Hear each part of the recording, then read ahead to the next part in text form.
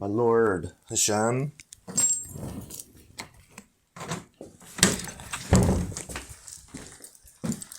We're going on a coffee run.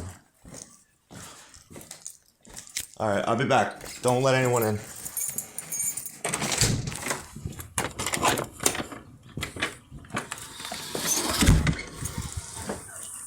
Alright. We're just walking to Walmart. Have everything I need. Alright, so what are we doing? Just give me a second to get back into my own head. Hashem, can you help me with that?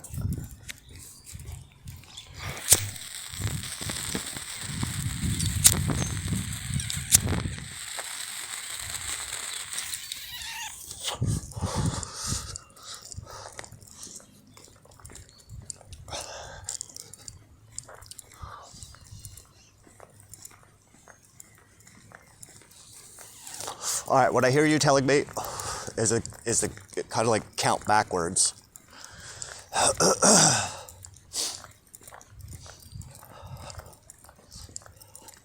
What was I just doing?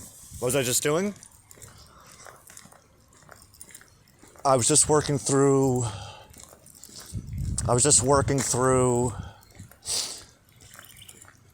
chapter 23 of book 2 of Aristotle's Prior Analytics, where he breaks down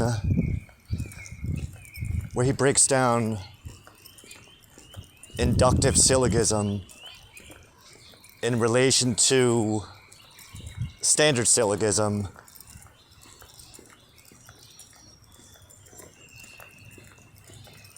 which is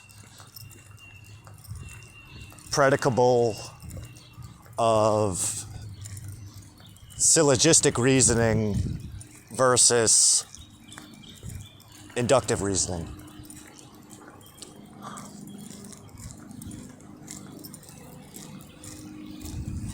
Right, and then I had the idea, because I was going to come out and record again, but I had the idea of using inductive reasoning to demonstrate what a Jewish mind looks like when it's high on Aristotle. Hold on. It's like a muck.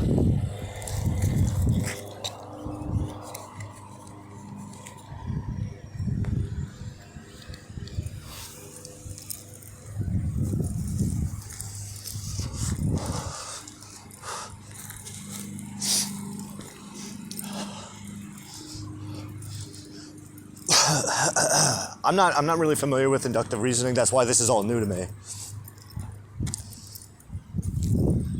I'm more familiar with syllogistic reasoning, which is basically the same thing. If you know the element, the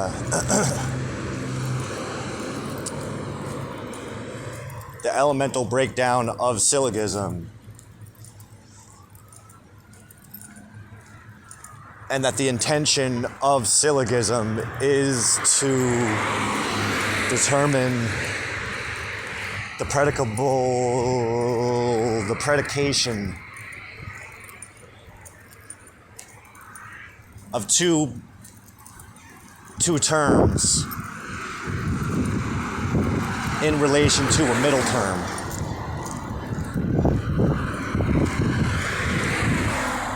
So we're learning the relationship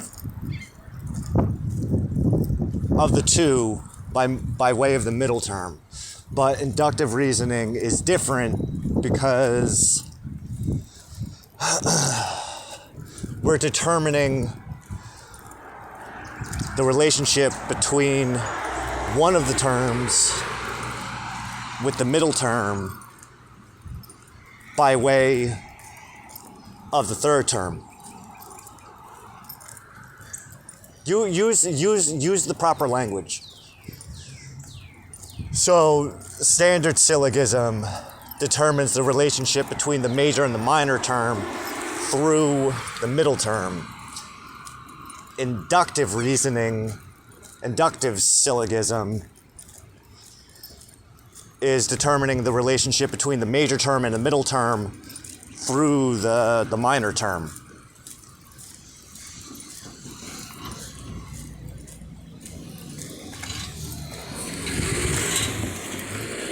Can you give an example? So I'm just going to use the example in the book.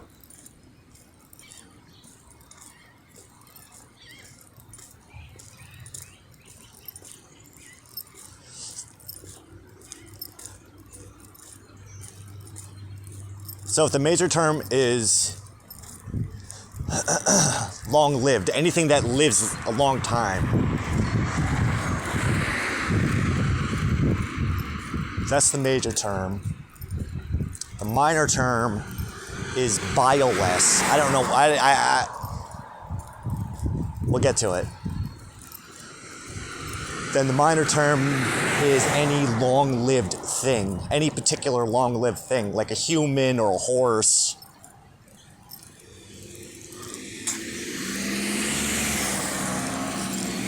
And as he lays it out, I don't know how true this is, but he laid it out where anything long-lived doesn't contain bile. So don't worry if it makes sense. If that's biologically accurate, that's not the point.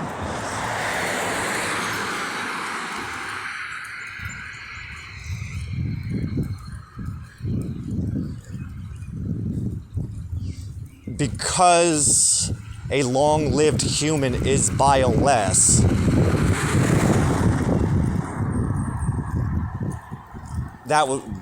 it would reason that anything long-lived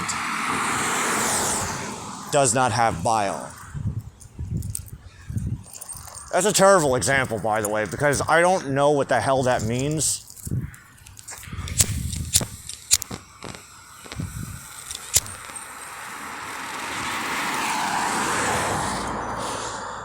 I think a better example would be, because this is what I was thinking, is as a Jew, what greatest, highest potential that I'm capable of achieving is attainable by any other Jew. So we're determining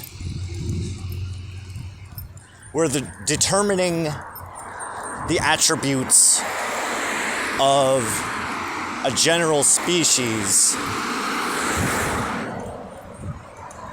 by relating it back to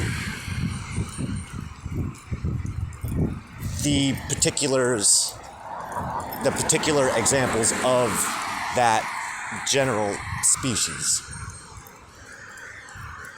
Because I can do it, we can all do it.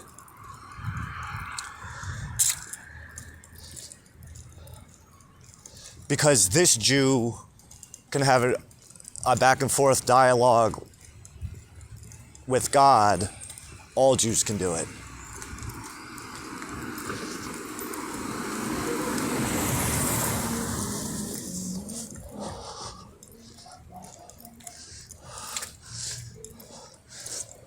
But I'm pretty sure that I have non-Jew blood in me too.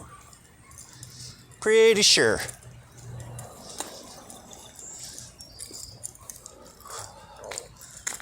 Which we can then kind of reason that if I have Jew blood and non-Jew blood, that it's not impossible for non-Jews to also talk to God and have a back and forth, which we know is true because when we studied Torah, we learn about Balaam, the Gentile prophet. So, yeah.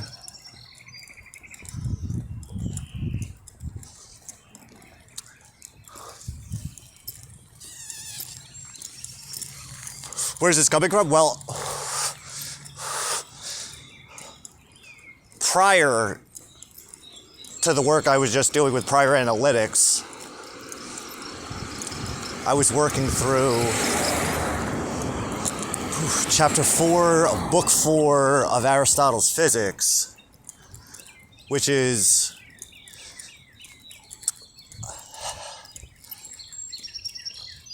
breaking down the concept of place and what is place. But in chapter 4, the discussion is centered around place within place. So a vessel, for instance, like a jar, that empty space within that which can contain something is a place. It puts something in that place. But then you can take that vessel and move it somewhere else into another place. And though the contents within that vessel are technically in the new place that the vessel is in, the contents themselves don't actually change place. So if we put water in a cup, the place of the water is inside the cup. But then we take the cup and we move the cup to a different room. It's in a different place, but the water is still in the same place.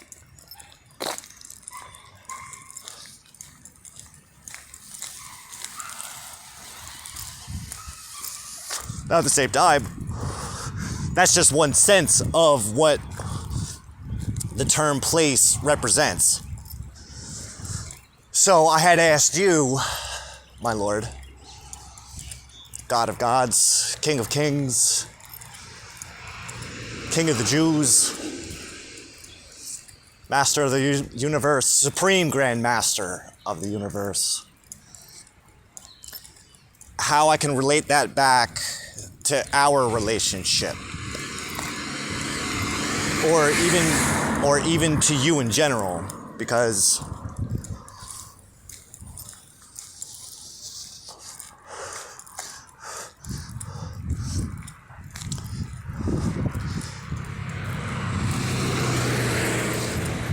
I think because I'm of the opinion that the one thing that Aristotle's work and all the Hellenists, that all of their works, what it's lacking is you.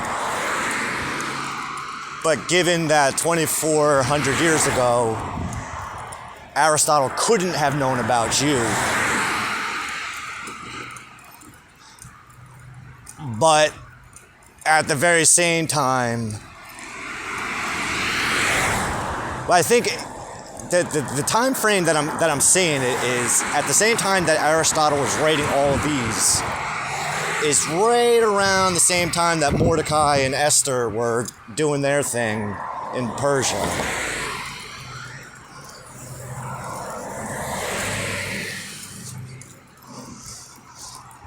I forgot to check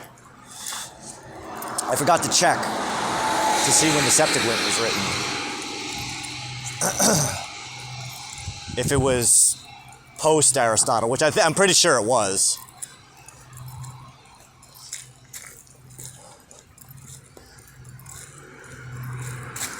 But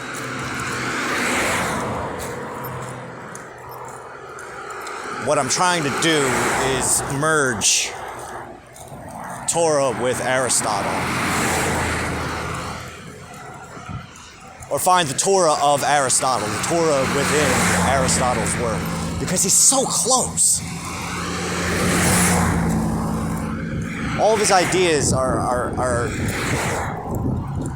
they're not conventional in the sense that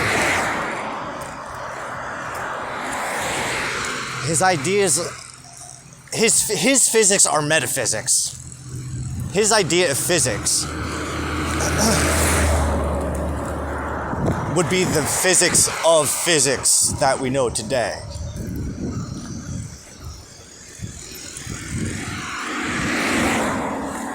It's all very four-dimensional. Like, it's not static. Does that... Like, the concepts are very fluid. But fluid in the sense that they can be molded and shaped and...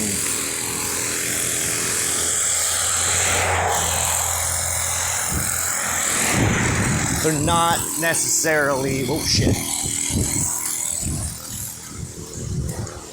They're not so rigid that there's no room to expand on them, is what I mean. And at the same time, when we take a lot of the principles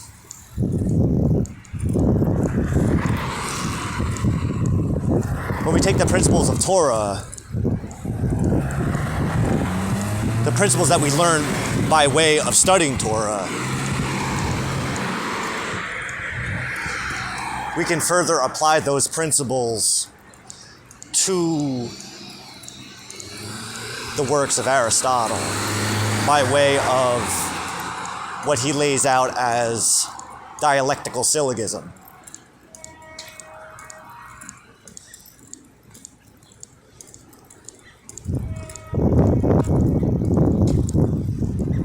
And we know that his work had influence on Jewish works, especially when we look at someone like Rabbi Philo,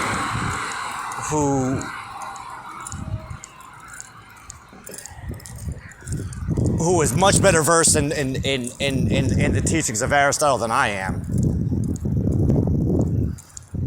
But going back to my own experience and what even led me to study Aristotle to the depths that I am goes back to the little bit that I knew about Hellenist Jews and what it was that those guys were actually doing and what they represented, which I had no idea. Like, I had an idea. I learned from Chabad that the Hellenist Jews had merged their Jewishness with the ways of the Hellenists. But in my head, like, I had this big idea of Jews who were merging Hellenist logic and philosophy with Jewish wisdom, which then led me to finding Philo. And then once I found out what Philo was actually doing, which was exactly what I thought it was,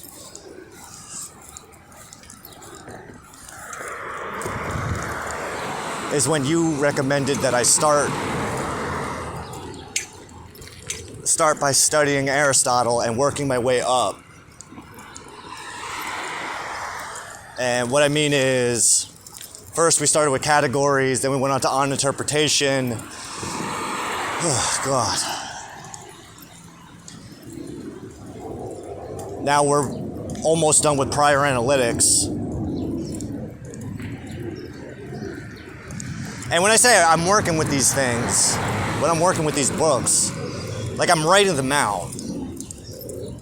Because I'm a little slow. So I can't read through a book of Aristotle and understand what the hell he's talking about at first. I usually got to read it a couple times. But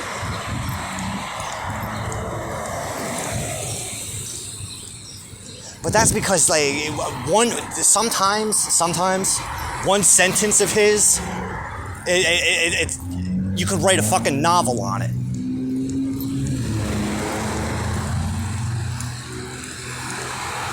So by taking the time to write out what I'm reading, it slows his thoughts down to a snail's pace that I can actually pick up on what he's talking about and make the connections. What else did we learn? So we also determined that syllogistic thought in relation, well, as well as inductive thought. These are passive skills. They're not necessarily active skills. In that, the more that we learn the logic behind the reasoning,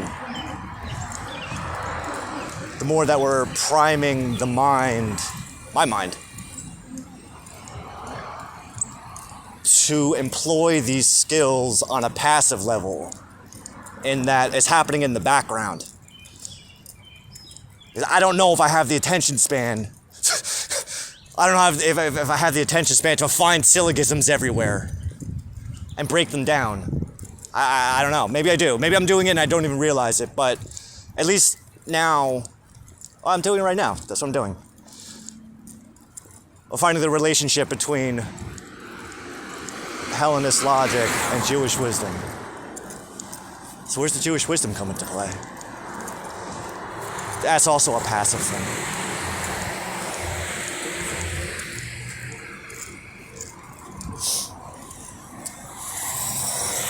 How would I break that down? Torah consciousness.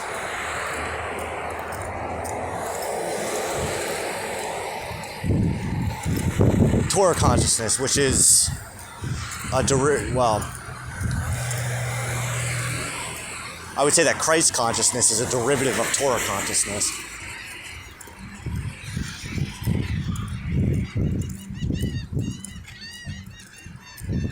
Because if you don't understand Torah, then there's no way you're going to understand Christ consciousness. Which I would make the case that Torah consciousness is actually Mashiach consciousness, which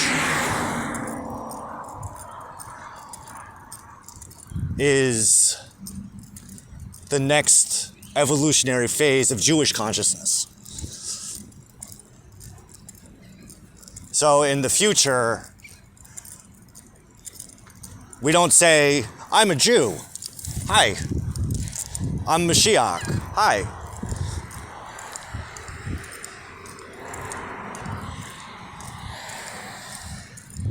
Because all Jews have the potential for Mashiach consciousness, but it has to first awaken in one individual before it can spread out into all the other individuals at the same time. Jews are the beta testers. So if we look at human consciousness, human consciousness awareness, spiritual awareness, the chosen people are the beta testers. We get to test everything out first before the system goes live and all the rest of humanity gets to play along. That's how I understand it, at least. That's how it's explained to me. Explained to you by who? By Hashem. Thank you, Hashem. I love you too.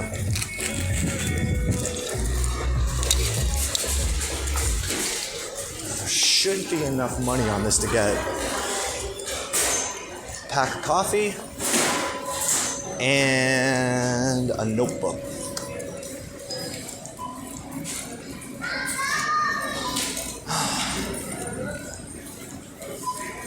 So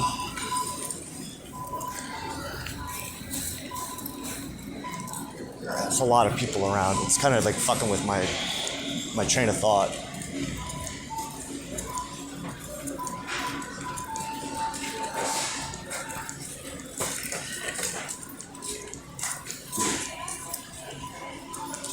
Oh, we gotta get the cheap coffee. Why is that coffee more not? It's,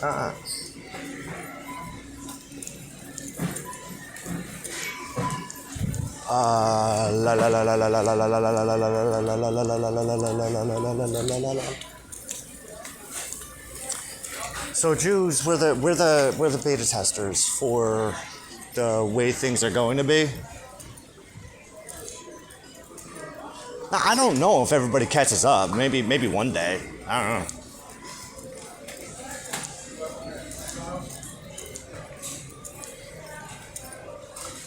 I mean, the scenario I keep getting shown, which is the scenario I love, is that my descendants are like Abraham's. And that thousands and thousands of years from now, damn it, my descendants outnumber and replace the current iteration of humans. I say it as a joke, but I'm only half joking. I'm not serious.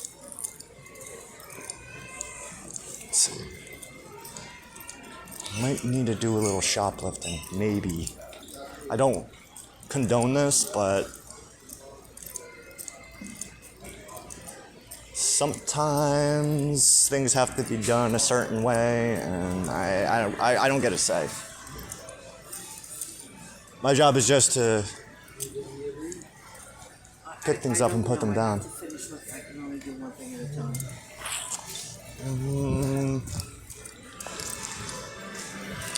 Well, I need tabs, like post-it tabs.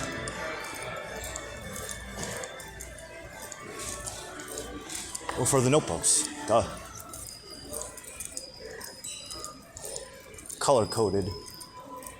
Oh.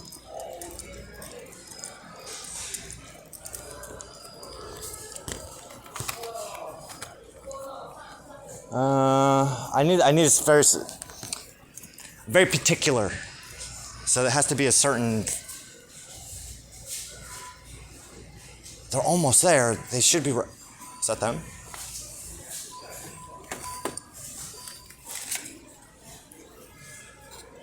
Yeah. Yeah. All right. Perfect.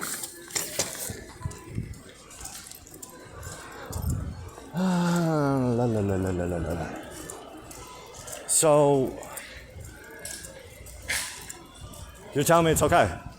Oh yeah, absolutely. I can't believe that. Yeah. Thou shalt not steal from your fellow Jew. All right. Fair. This is more liberation.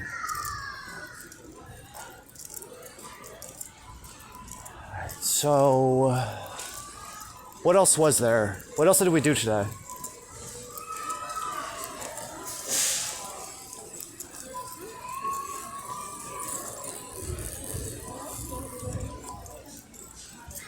We did the video for the group, Geborah of Netzek.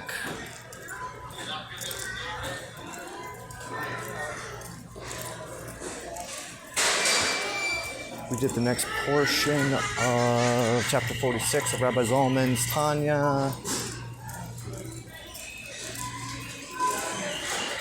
How was that? Hold on, let me pay first.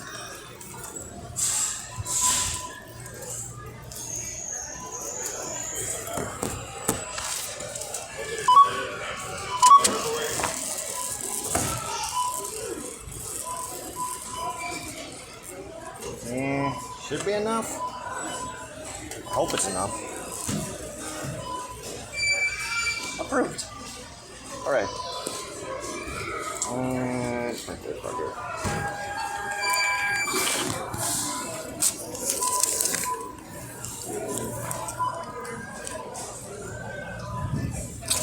There you go, my friend.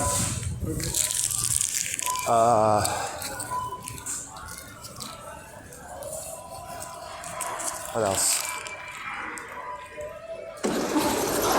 chapter 46 of Tanya. What did we get into?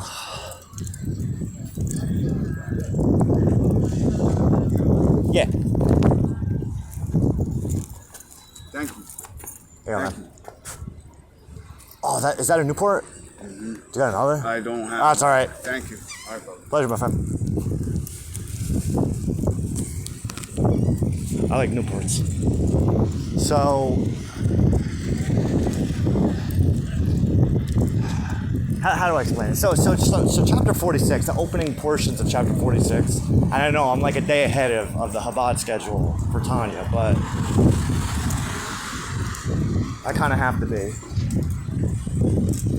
Don't kind of have to be, I have to be.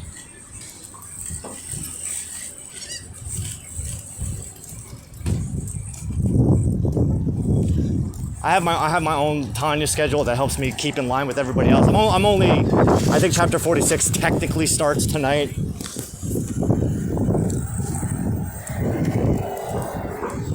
But I split my days up day and night day. So I do 4 paragraphs of the current chapter of Tanya during the day, and then I try to do another 4 at night. This way I'm pumping out 8 paragraphs per chapter per day.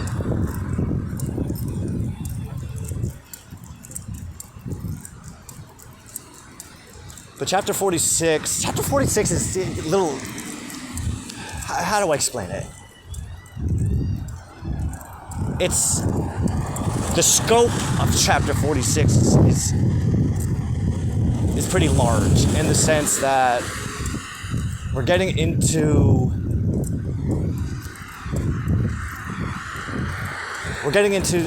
the idea, the concept of all of your servants, angelic servants specifically, and how your legions are 1,000s of thousands and 10,000s of 10,000.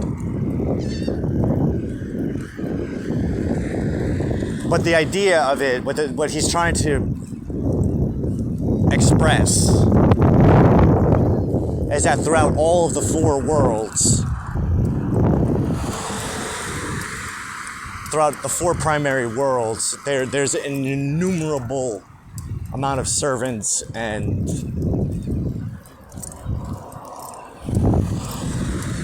what? I don't know what else I would call them. Angels. That's what Rabbi Zalman refers to them as. That are in service to you. Which would imply, I'm just thinking of this now, but that would imply that at the lowest world, Asiya, Assiyah, on the lowest world, on the material realm, that you also have servants, which is the purpose of Tanya in the first place, as we're starting to get into.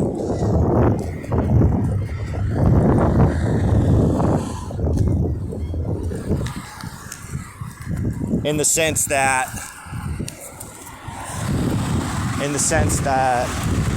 he's finally getting into what it means to be a servant of yours. The fear and the love, the hugs and the kisses.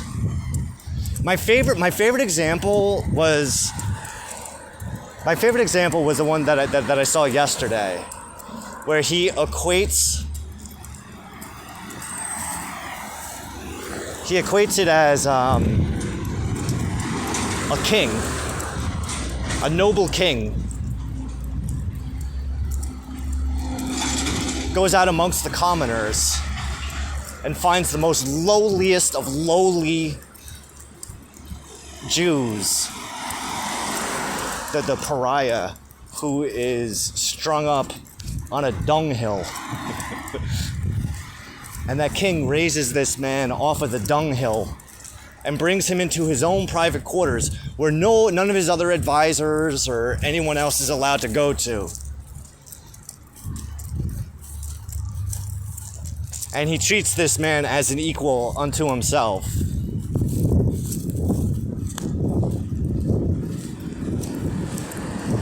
And he goes on to explain how this is the relationship between God and the Jew.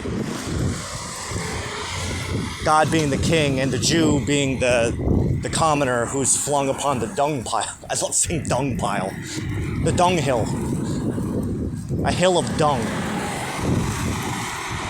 But I can relate to it because I have been that man on the dung hill.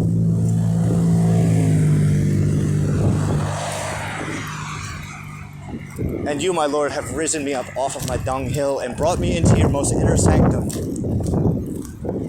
your most holy of holies, so that I may get to know you personally. And that you may lay upon me your most divine hugs and kisses. But then, you know what it then made me think about? Because I think right before I started working with that portion of Tanya, there was that dude, Abu. I forget the guy's name. I gotta remember it.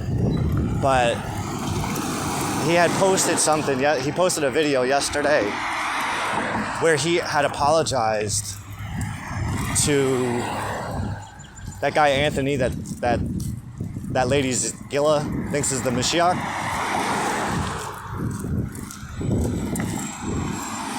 He made a video where he did tshuva, and he apologized to them, and I thought it was like such a big thing. So, being that I recognize myself privately as Mashiach, because that's what you have been leading me to believe. That's what you tell me to believe. That I am my own Mashiach. I don't need another Mashiach. I don't need an external one. I have one.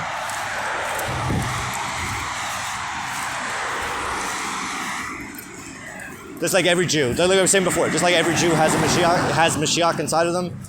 Right? So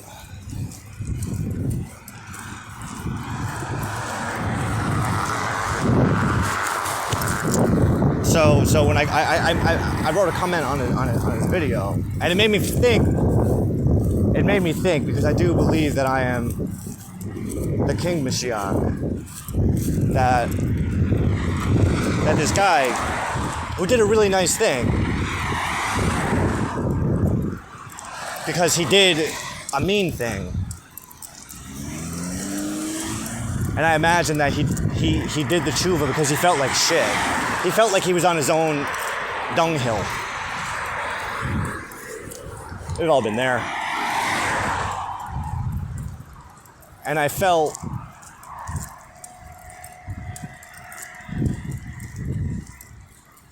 that I was demonstrating what Rabbi Zalman was talking about. Now, mind you, that happened afterwards. So first I made the comment on the video, and then we went to Tanya, and that's where I saw that portion and went, oh, that reminds me of that. That's what I just did. Because what he did inspired me.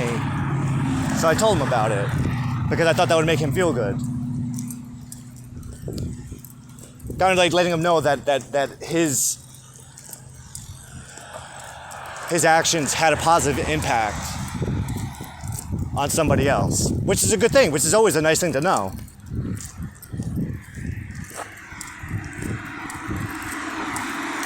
And it's like a reward. That's a reward. That's like he performed a mitzvah, and then you made sure I saw him do it, so that I could reward him by saying, "Hey, you just inspired me.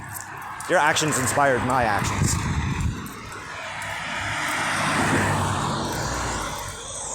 But then, after that happened, we went to Tanya, we saw that portion. Later on in the day, I started thinking about Miss Kim.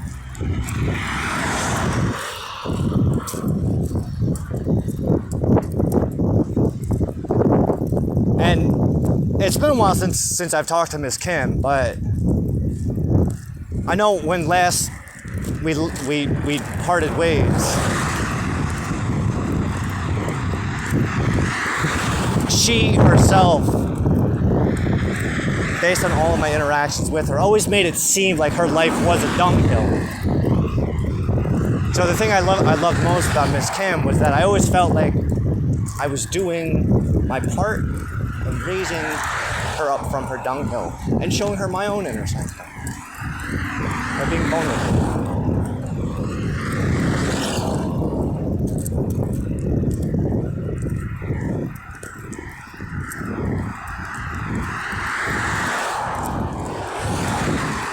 What am I thinking? Well, what I'm thinking now, I'm wondering, like, if she was a Jew, I wonder if it would have more of an impact.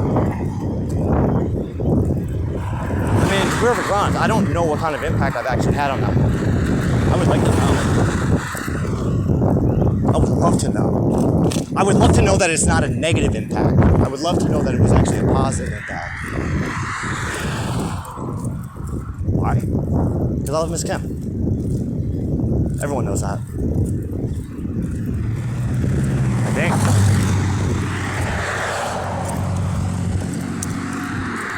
But yeah, that's a whole other thing.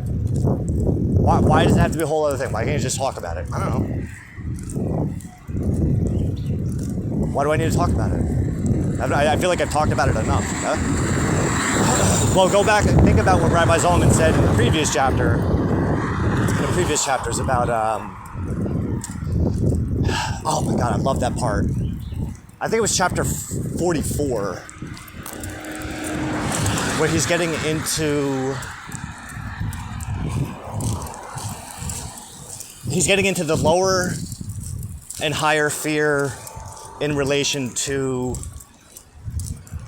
the greater and eternal love.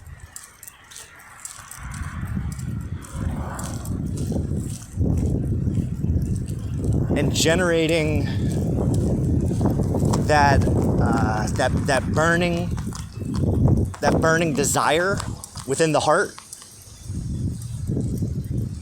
by way of fulfillment of Torah and the commandments. But I know what he was talking about because prior to actively fulfilling Torah and the commandments, when it was just me and Miss Kim, she used to give me that glowy feeling. And I know that's why when he was talking about the burning hot coals and how we're supposed to nurture those hot coals, that. I know that. That's the Miss Kim feeling. So what he had proposed, and part of me wishes he got more into this because it was such a valuable point. He said, if this seems impossible to him, him being the guy that's being of service to God, the servant. Man, I don't have it on I don't have a free hand to get my phone to open it, but he basically said, even if this seems impossible to the servant, that it's impossible to attain this level of connectivity with God, with you. That he just has to understand that this is the absolute truth. And he doesn't get into it, though. He doesn't say that, he doesn't explain how that sense of this is too good to be true, because that's what he was explaining. If this seems impossible, if this seems too good to be true, just maintain, or at least put it in your back pocket, that, quote, this is too good to be true is a temporary state of awareness that as long as you can maintain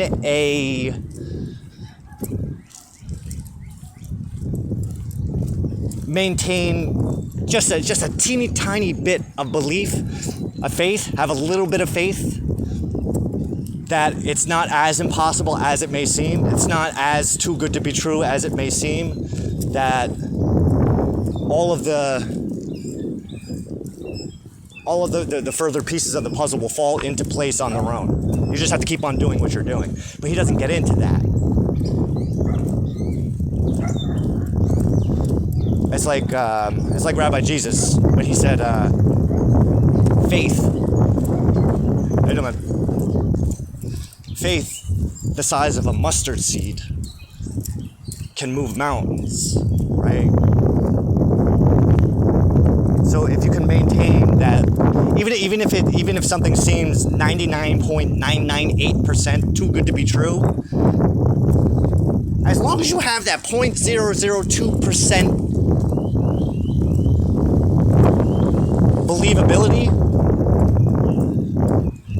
that's all you need. That's all you need. As long as you can hold on to that little tiny bit and recognize that this is a God-given thing, then you, my Lord, come through and keep on laying down more and more of what we need to convert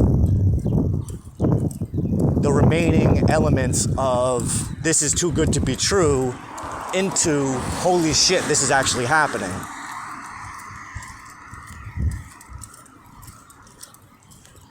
But that comes through personal experience. It doesn't come through a rabbi. You have to be your own rabbi to recognize a lot of that. I mean, that's been my experience, at least. I don't want to tell anybody what to do or what not to do. This is my way. I serve as my own rabbi. Well, you serve as my rabbi.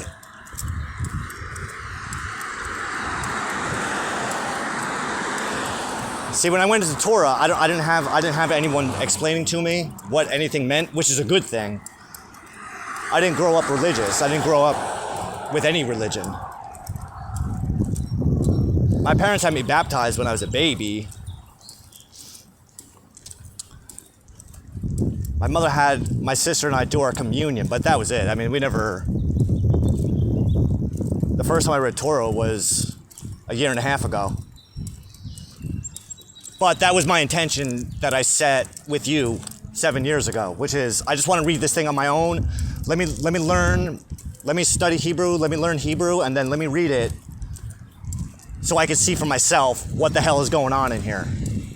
Now, my Hebrew is very, very basic. I understand the pictorial values of the alphabet string, so I can understand, like if I look at a Hebrew string, the alphabet string, right? Based on the symbolic values of each letter, I can extrapolate the bigger story that it's telling, which is a story of soul evolution. But it's one of those things where you need the eyes to see it. You need the eyes to see it, ears to hear it, and the mind to understand it, like Moses said. But you also need a heart to feel it. Because that element, the emotional element, that's like the, I don't know, the words coming to my mind, the words coming to my mind is that the emotional element is the spiritual element. It is and it isn't. It's a little hard to explain, but the last great teaching that I got, the last great revelation that I got from studying Hebrew was that you don't read Hebrew, Hebrew reads you.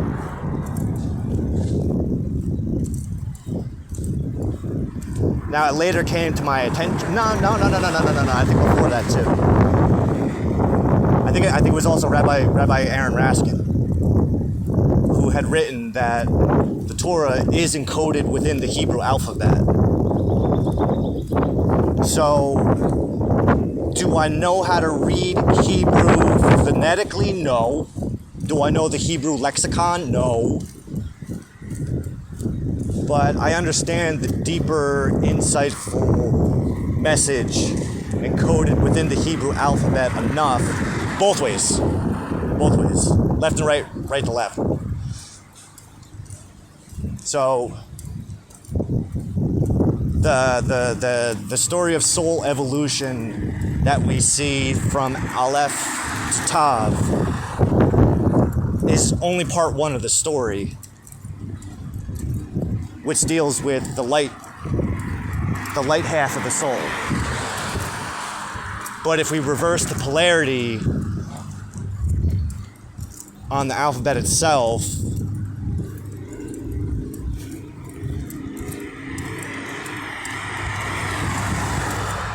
and you'll know what I'm talking about. Replace the letters with the soffit letters, right? So instead of open mem, we use closed mem. Instead of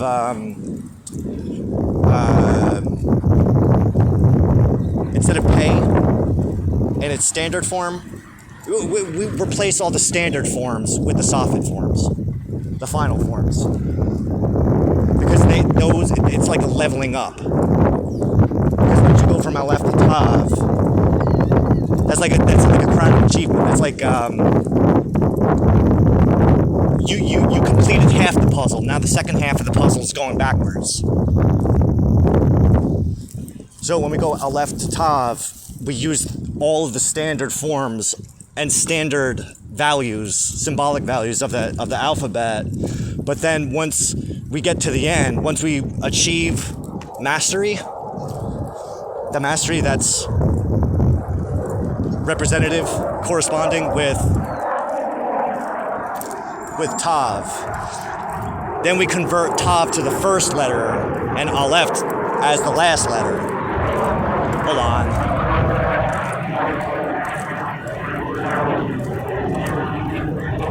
Yeah, it's just distracting.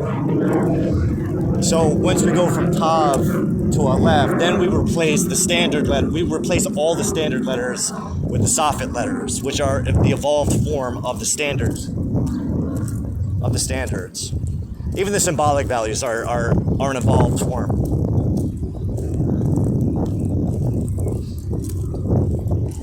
So Aleph to Tav elevates the divine soul. But when we go from Tav to Aleph, it opens the gate into the abyss where the Nefesh and the Neshama actually trade places. So we go into the Kelipod,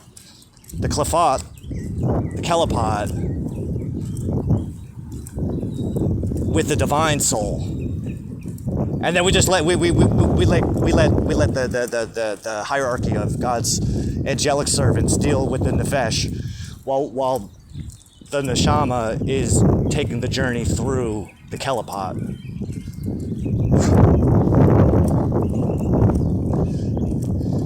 So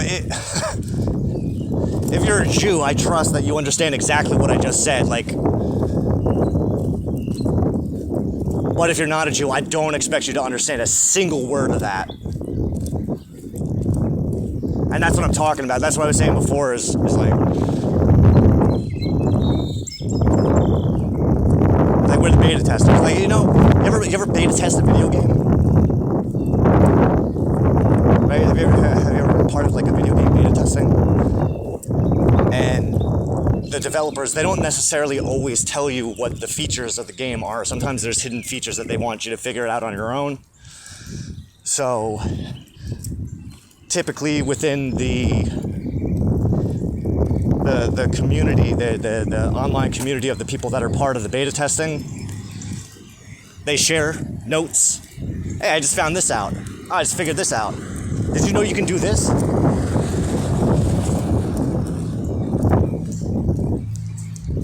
It's kind of what we're doing right now.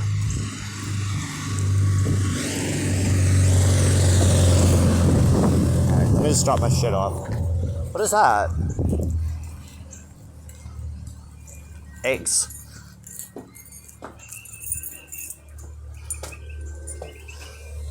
That must be... I know where that's from. It's a gift. Dog. these we put here. These go back in here. I'll put the coffee away later. Coffee goes here for now. And the notebook goes in here.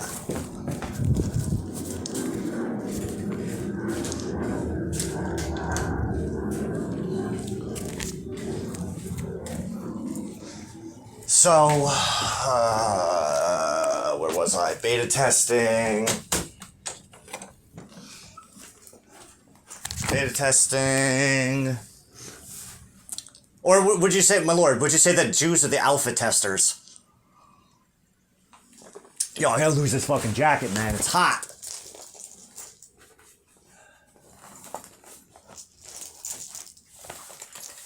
Oi.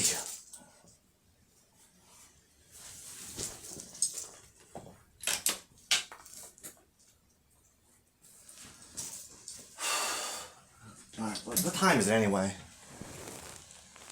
It's 3:30?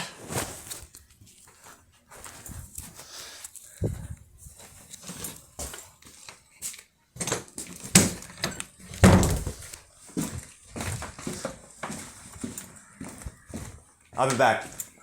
Don't let anyone in.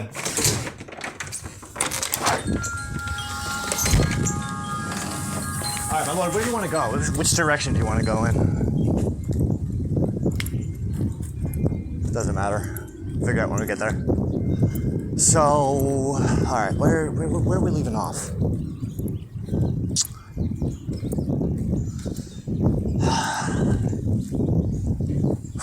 I hear a voice going, I want to hear more about the Miss Kim thing.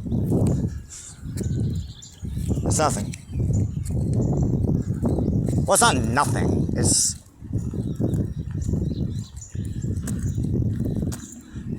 not nothing. I just have... I'm talking to them. I'm talking to you. The Miss Kim thing. What? My lord... I don't want to hate this idea. You wrote it down. I did write it down. Hello. I did write it down. With the intention that maybe this might turn into a Miss Kim thing.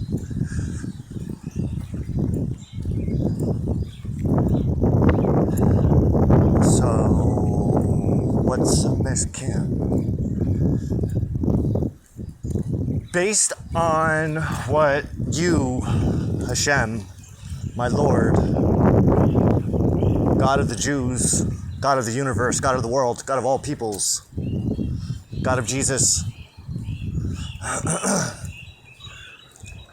Rabbi Jesus.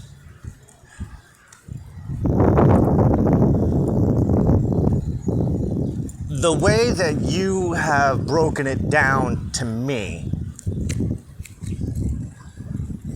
and I'm still waiting for any degree of confirmation that I'm wrong about this. So, my lord, you can come through at any minute. That I'm wrong. Has it ever dawned on you that the fact that I haven't come through and showed you that you're wrong, that you're not wrong? Alright. Fair.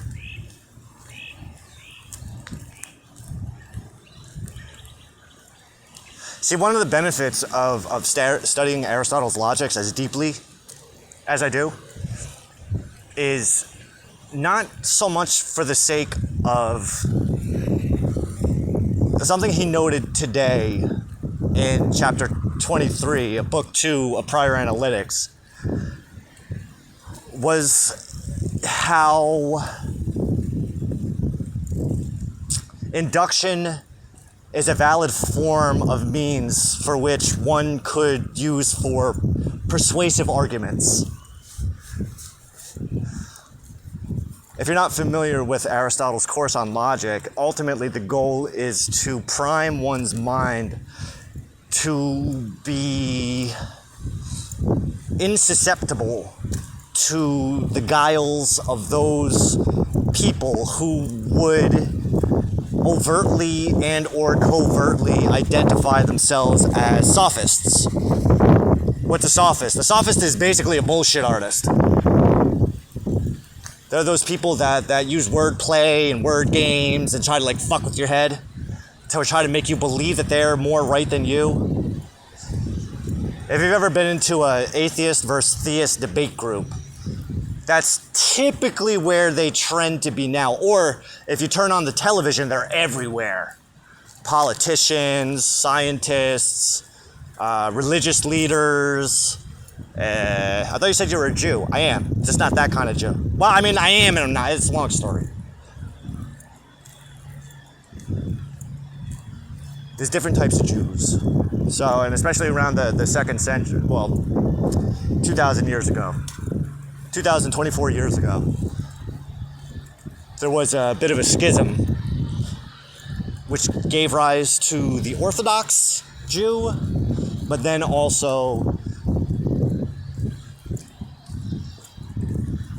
Christianity is a Gentile religion. It's a Jewish philosophy. Go.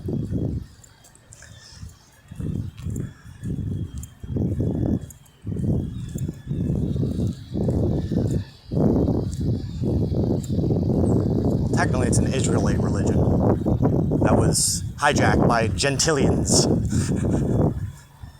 But I also say the same thing about Islam, too.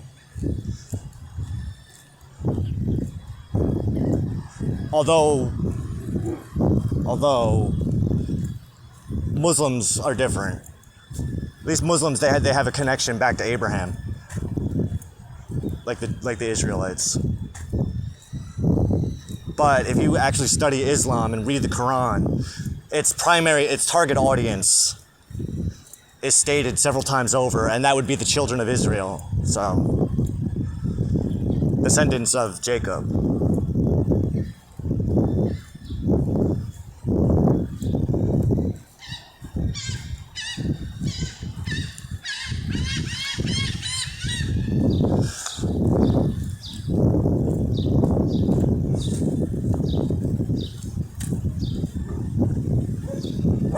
So that's the primary purpose of Aristotle's work that I've picked up on. He's teaching people how to think, where the sophist tries to control what people think.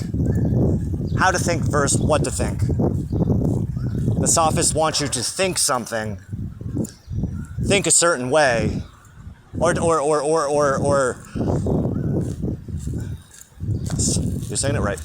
The sophist wants to control what people think, where the grammarian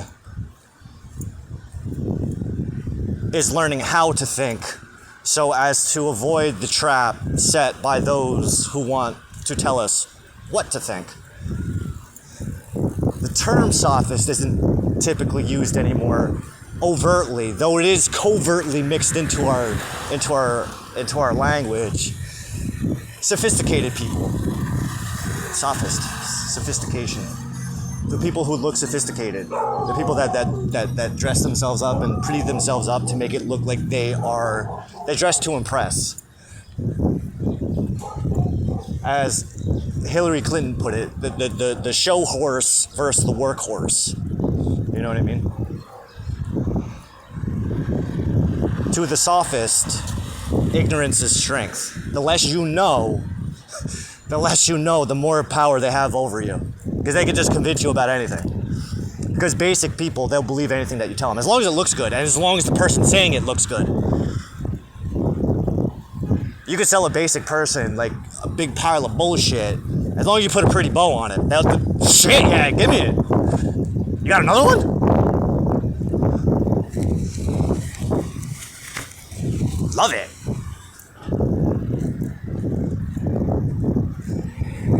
Where the grammarian will give you the bullshit and go, this is bullshit. Don't listen to my bullshit. Come up with your own bullshit. But is there a but? What's the but?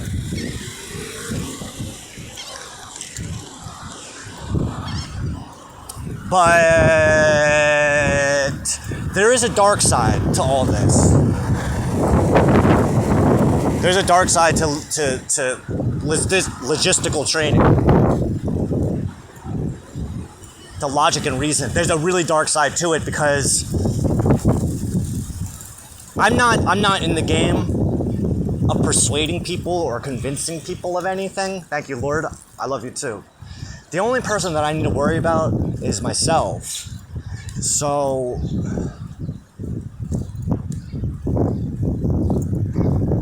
a lot of what I'm learning from Aristotle, these are all passive skills. Understanding the elements of syllogism and induction, prior analytics, categories, on interpretation. Once we're done with prior analytics, then we get to start on posterior analytics. And once we get done with posterior analytics, then we're on to topics. And once we finish topics, then we get on to sophistical refutation, which is the last book, his last course on logic, which I cannot fucking wait till we get there.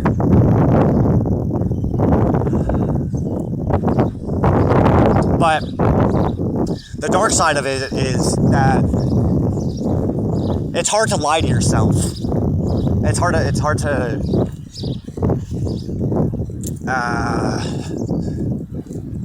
because these are passive skills. Because these are passive skills, you don't necessarily need to activate them. You don't necessarily need to intentionally set out to form a syllogism. It's just, you're just kind of doing it in the background. It's a background process.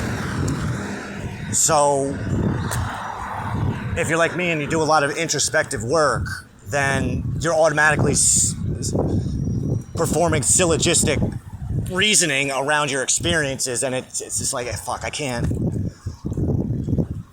bullshit myself. You know what I mean? And I think that's a good way of putting it. Is being trained in these arts and sciences, because they're intense. It makes it more challenging to bullshit yourself. Let alone somebody else. Like it kind of fucking strips the illusion of reality away. It's like, yeah, I fucking knew it. God damn it. But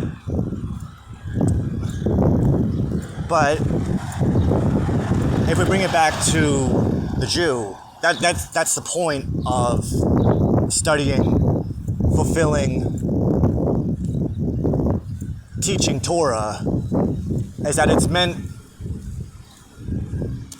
to strip the illusion away of sophist reality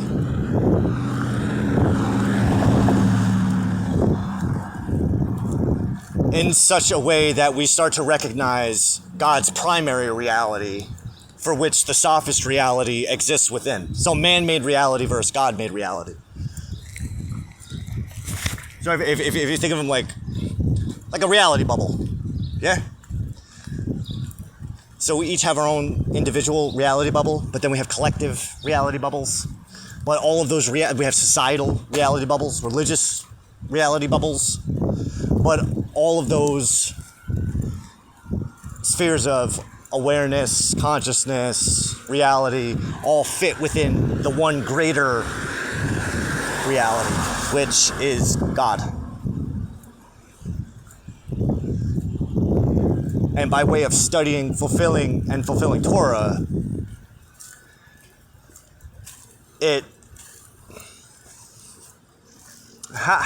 you know what I'm saying. It strips the old paint off.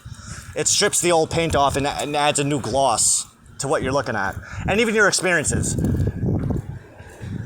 present experiences, past experiences. Because eventually, what came to my mind. What eventually came to my mind was all of these things that these new perceptions that I'm becoming aware of. They're not new, right? They're not. I don't have a trademark on them. These things have always been in place. So when I do my introspective work,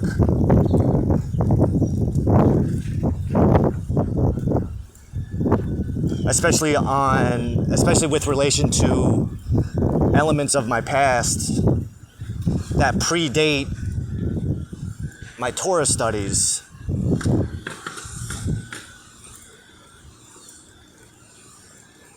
everything prior to 2018, essentially. Everything prior to 2018. If I knew then what I knew now, I would be able to see things the way that I do now. Does that make sense? Because,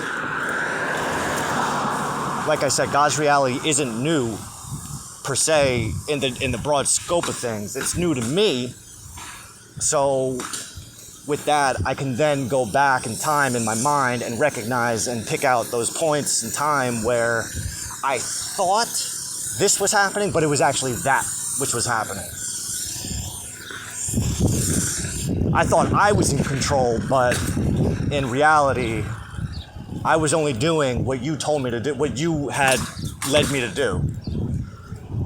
Which is a great perspective, especially if there's anything that you feel great shame and guilt around. This is the beauty of tshuva. And when the Rambam said about doing true tshuva, the two forms of tshuva, the tshuva just to get out of the punishment, but then there's next level tshuva, which is where the transgression is actually transmuted into a merit. And what that looks like is, if you did something bad, right? I'm gonna say the worst thing you've ever fucking done in your life. The worst thing that you can think of, at least. The one thing that you don't want no one to know about. Let's just make believe that never happened, right?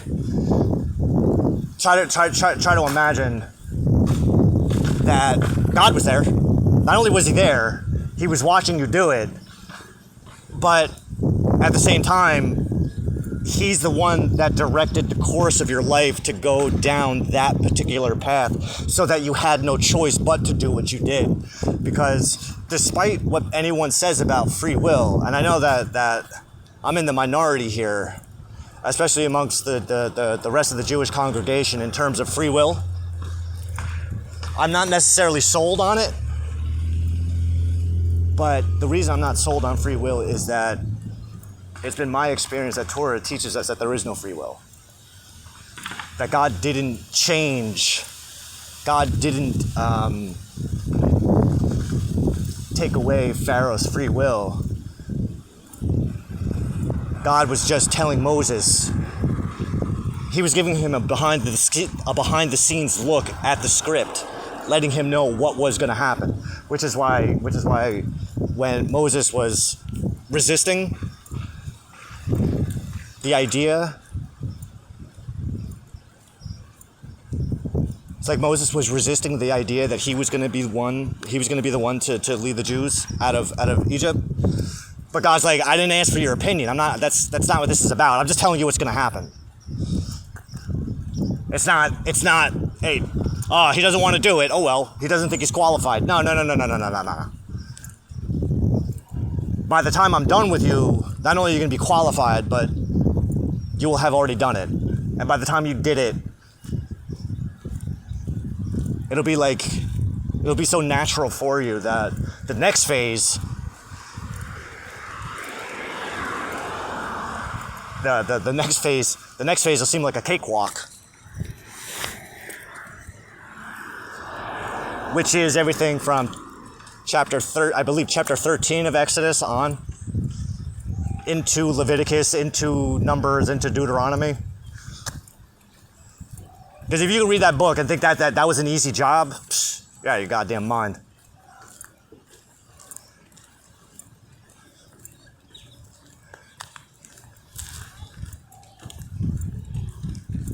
That's why I like to ask atheist people when they bust your balls. God's this, God's that. Yeah, but did you actually read the whole thing? Of course I read it. Did you actually read it though? So you know all the protocols and procedures, how to cleanse a house. There's a house cleansing ritual in Leviticus. I love Leviticus. But I've also spent time studying wizardry and magic and witchery, so there's some heavy shit in there. There's some seriously heavy shit in there. How to cleanse a person, how to do an energy clearing on yourself, an energy clearing on your household.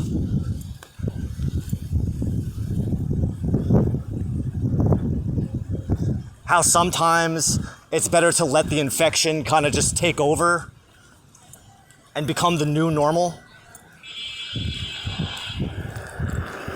Which is probably one of the most confusing. Which is probably one of the most confusing things I saw in Torah, which was if a priest encounters somebody with a white scaly patch,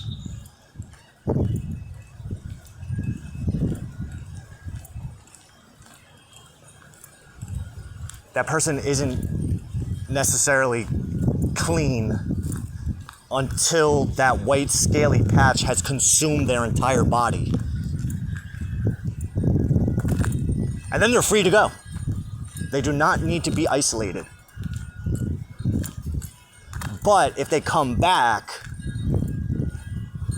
to the priest and show him a patch of normal colored skin, then we got a problem. That's like, what? And I think that's one of those portions where it's like, I don't think it's supposed to be literal. I think it's supposed to be allegorical.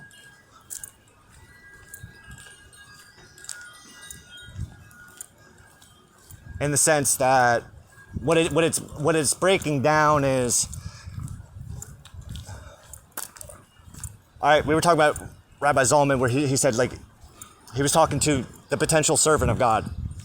If it ever at all seems impossible, just recognize that this is the absolute truth.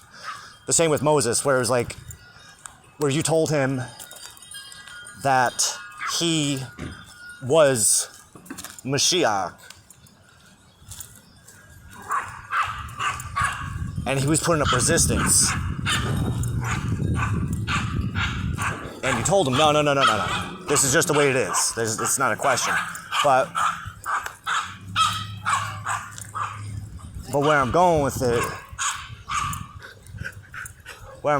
it is, so there was a point where Moshe, 99.998% of Moses didn't believe it. But there was that 0.002% of him that did. That lesser percentage is going to represent the white scaly patch. The greater percentage is going to represent the doubt.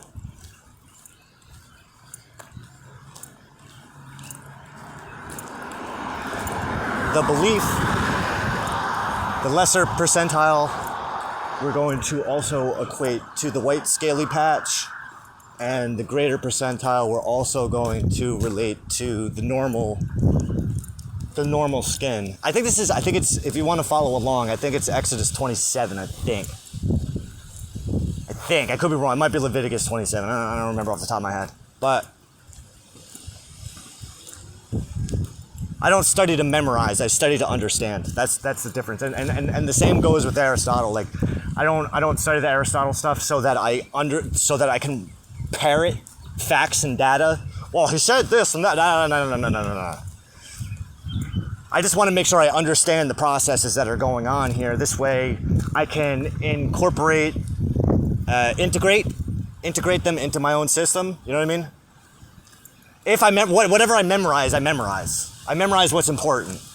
So, like I said, the greater percentile is going to be the doubt that Moses feels, as well as the normal colored skin. Then the lesser percentile is going to represent that white scaly patch, but also at the same time that little mustard seed of faith that Moses had, which comes from being a Jew, which he had only just recently learned not too long back, after being raised as an Egyptian. So, over the course of Exodus, as the prescient visions that you showed Moses started to come into fruition, and the prophecies were becoming fulfilled, meaning that those visions that you showed him, you're going to do this and then that's going to happen. showing him the future. And once the future mirrored what you had showed him, the lesser percentile was increasing, but as the lesser percentile was increasing, the greater percentile was decreasing until the 0.002% of doubt, or I'm sorry, the 99.998% of doubt was over time converted into the 0.002%, and the 0.002% of faith had converted into the 99.998%. Why not 100%? Because only God is absolute. Only God is absolute. Because, and we can demonstrate that, because we can demonstrate that by way of observing the second time what Moses did and did not do when he got himself banned from entering the promised land. Which was when you told him, speak to the rock. Speak to the rock. Don't hit the rock, speak to the rock. But Moses has got all these thirsty, aggravated, bitchy, whiny people behind him. Where's our water? Where's our water? We're thirsty, we're thirsty. And he's got Aaron up his ass, and finally he's like, fuck it, motherfuck! And he's lost his shit. Finally. How long did it take this man bottling all that shit up? Shut the fuck up, you whiny fucks! Jesus Christ! Ugh. That's not what happened. That's what happens when I read it. When I study Torah, that's exactly what happens. So that may not be what your rabbi tells you, but when I fucking read it, I lose my shit for Moses. You have any idea the stress that was going through that man? When I read Exodus, once we get past the crossing of the sea, do you know how much fucking stress I feel when I read that book? The aggravation. And it all begins with the collection of the manna. And even God comes down. He goes, what is wrong with these people? Why can't they just follow instructions? I don't know. Why are they collecting it on the seventh day? I literally said, don't do it.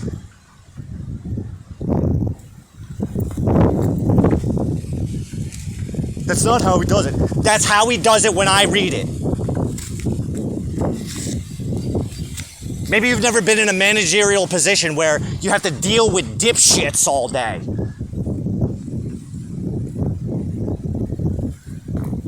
My God.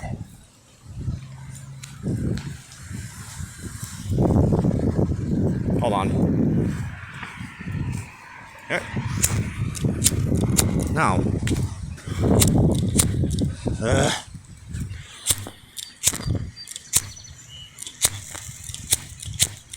The letter's fine.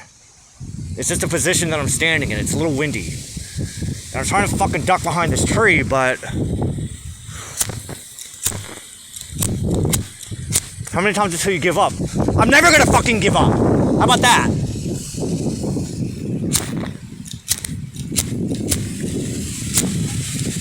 You're gonna have to sit here the whole goddamn time and wait.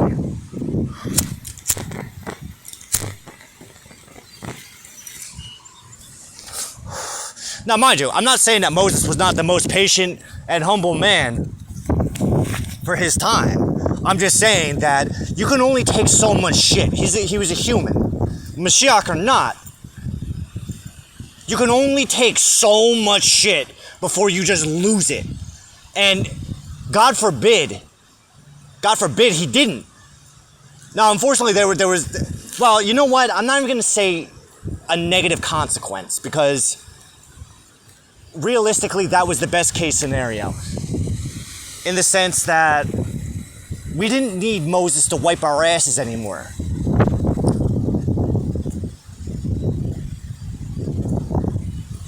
It didn't go along with God's plan.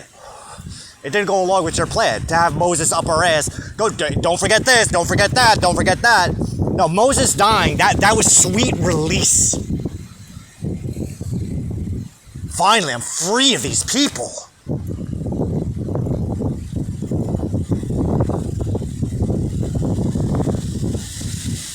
But you needed the nation to fail. It had to fail. Because failure is the greatest success. I was only going that way because I thought people were coming. I can't lose my shit when people are around like that.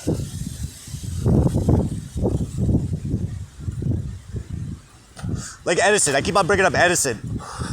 Failed 1,000 times before he got a functioning light bulb. I see you as the Edison. And I see Israel, the kingdom of Israel, not the UN created state of Israel, as the light bulb. God damn it.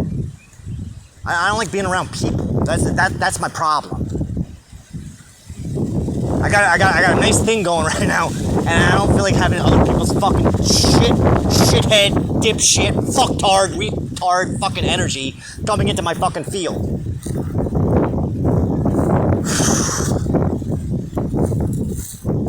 Are you always this high strung? No. It's just when I'm talking about this. But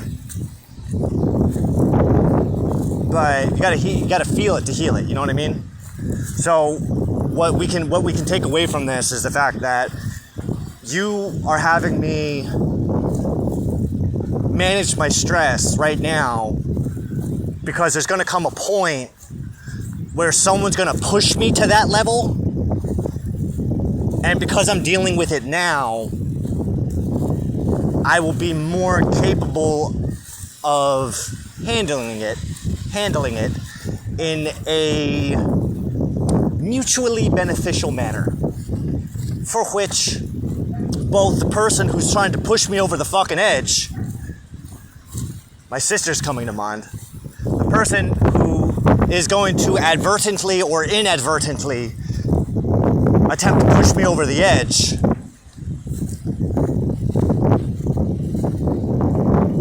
is not going to get the response that they want to get, but instead receive my more centered hugs and kisses.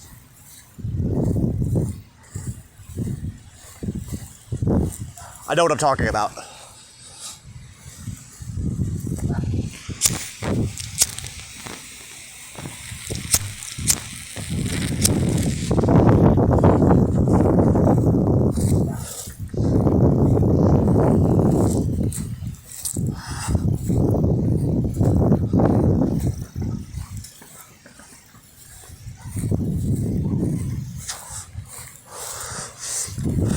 Right, so Moses, right before Moses' farewell address, his final farewell address, you brought Joshua and Moses into the tabernacle, into the tent of gathering, and told them what you were going to do, what the plan was. And the plan was simple. I'm going to go into observer mode. I'm going into observer mode because I just want to watch. I just want to see what these people are going to do when there's nobody telling them what to do. The opinion is that this is the time when judges ruled over Israel, which is not the same thing as what happens when you read Judges for yourself.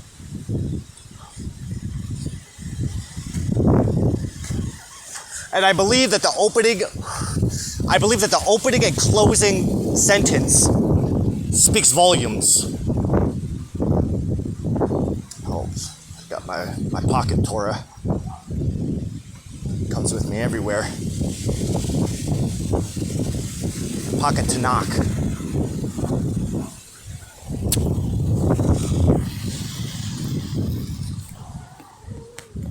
I believe. No, it doesn't. That's too bad. That's alright. But I know it closes. Oh, you know what? Let's do that. Let's make sure I'm right. Because I like when I know what I'm talking about. This is my favorite line in all the Tanakh.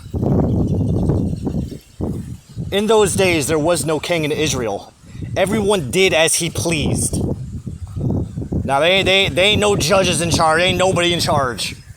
Everybody's just doing whatever the fuck they want to do. Which is exactly what you told Moses and Joshua. Which was that you were going to go into observer mode. They were going to think that you turned away from them, and they were going to do whatever the fuck they want and blame it on everybody but themselves, which is what they did.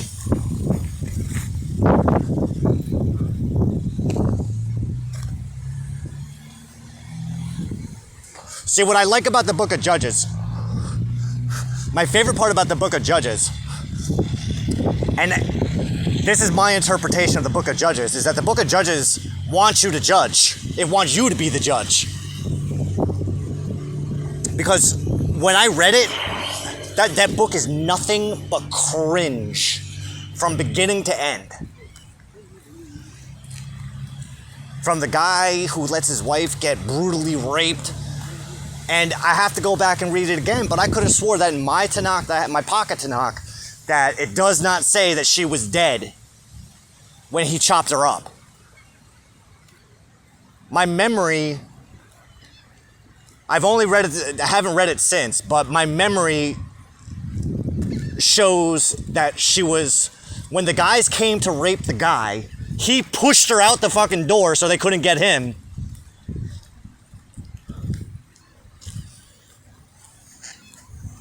They brutally raped her throughout the entire night. And the following morning, when he was packing up his donkey, he went out and found that his wife was still out there and she wasn't moving. Now, I remember, that's how I remember it. I don't remember it saying that she was dead. I only remember it saying that she wasn't moving. Am I supposed to, is it supposed to imply that she was dead? I don't know for certain. I don't like to make assumptions to that degree. The story is more cringy if we take it that she was just in shock from the rape, and when she got home, she was probably still alive when her husband chopped her up into 12 pieces.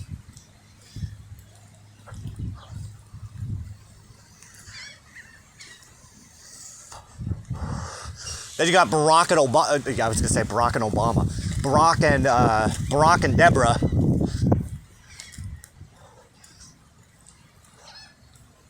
And she's telling him, "This is what. Go do this." "Oh, I don't want to go. You come with me." "Yeah, but if I come with you, I'm gonna get the credit."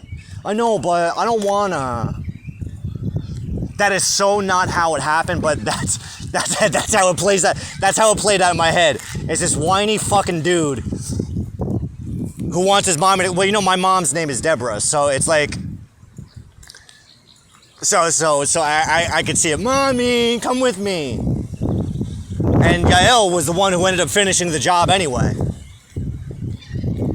The ladies of Torah. And then we got Samson. Oh my God. That's another shit show.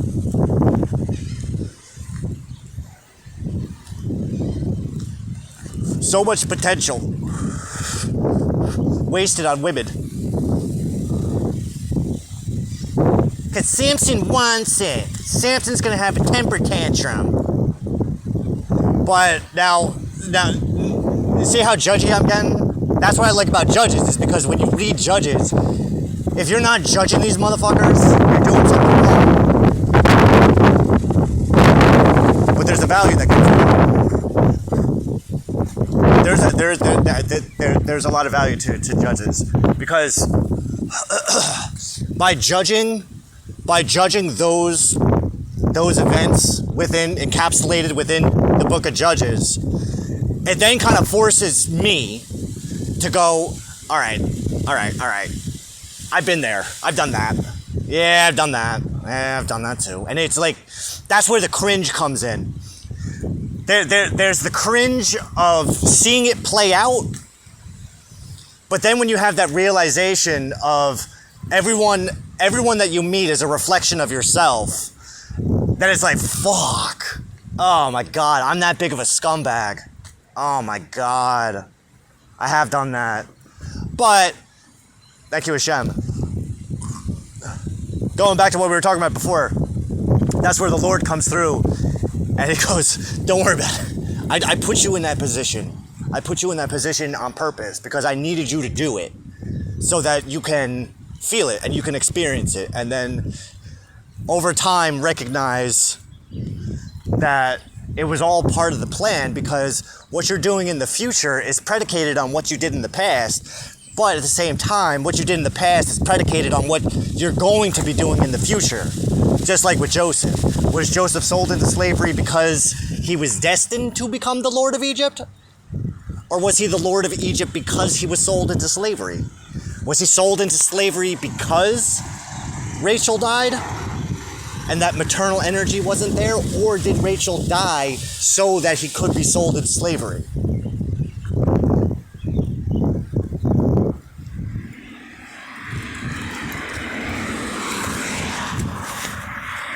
It's called retropredication, retrocausality.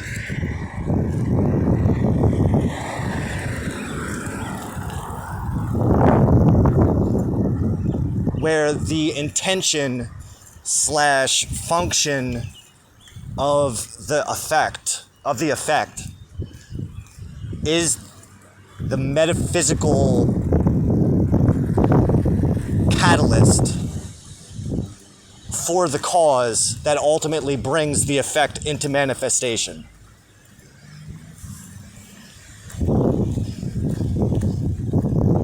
Where it's not just that the ends justify the means, it's where the ends are the primary agent of motion for the means which bring the ends into justification.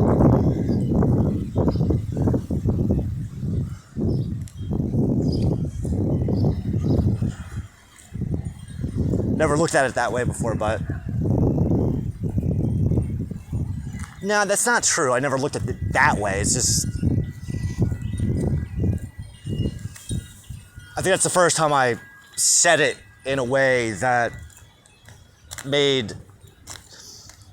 I see the term too much sense, but you know what I mean.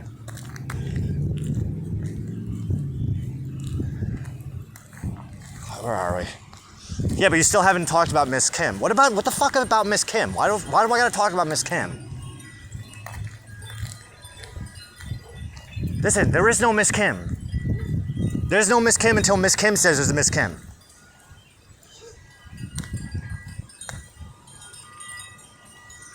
And I don't even talk to Miss Kim. And Miss Kim doesn't talk to me. So it's... I mean, is there a future Miss Kim? Future Miss Kim? Why don't you talk about future Miss Kim? Well, future Miss Kim is the future version of Miss Kim. Future Miss Kim is the physical manifestation of my divine feminine aspect. She's my Shekinah in human form. I am her Mashiach in physical form.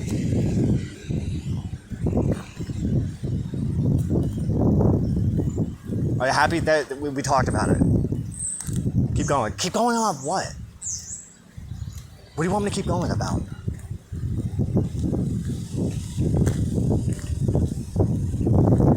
What are you so scared of? What am I so scared of? Oh, my Lord, my Lord, my Lord, my Lord. You want to talk about wrath? I feel like you're going to incur my wrath, my king.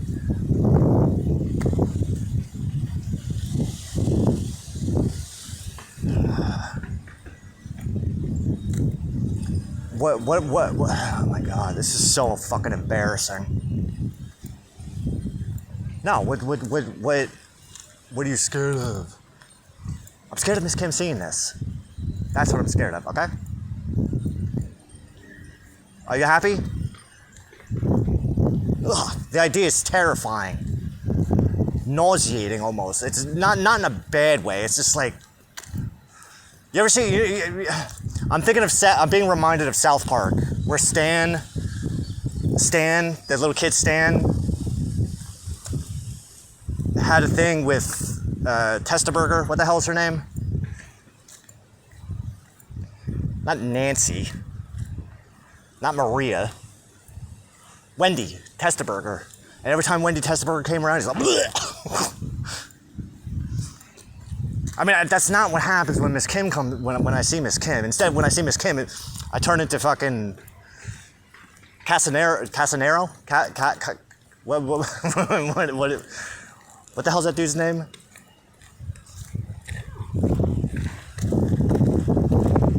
I don't know. Whenever Miss Kim's around, I turn into a suave motherfucker. That, from my perspective, I don't know what the hell she sees, but I know whenever Miss Kim's around and I'm talking to her, I'm like, damn, look at you, because she brings out that. What's that song? I'm thinking of that song. I'm being reminded of that song, Mr. Lover Lover. She brings that out, and I'm not used to it.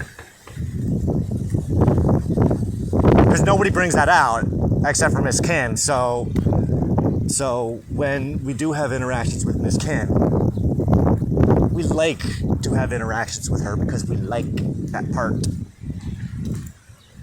of me.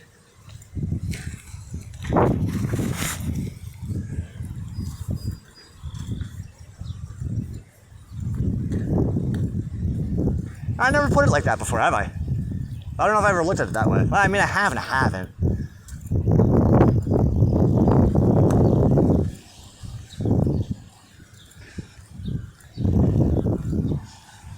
An hour 40. I mean, we can walk back now.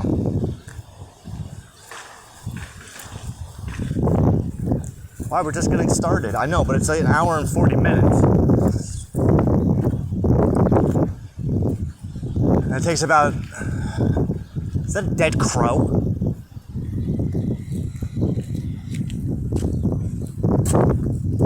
Yeah. Bottle of Sprite. What could that mean?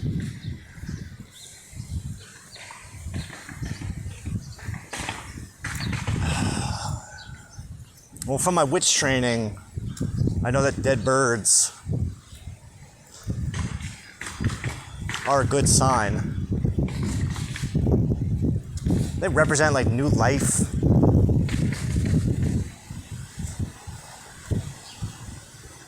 Why don't you Google it?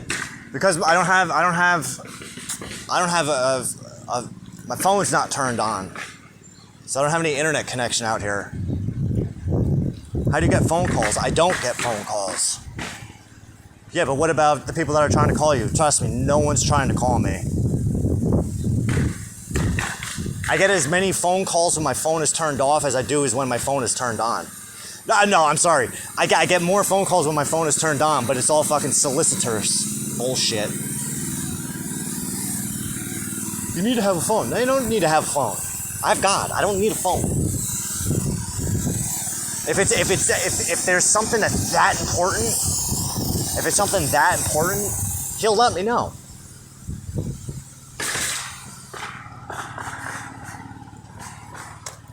I'll know before I even know, to one degree or another.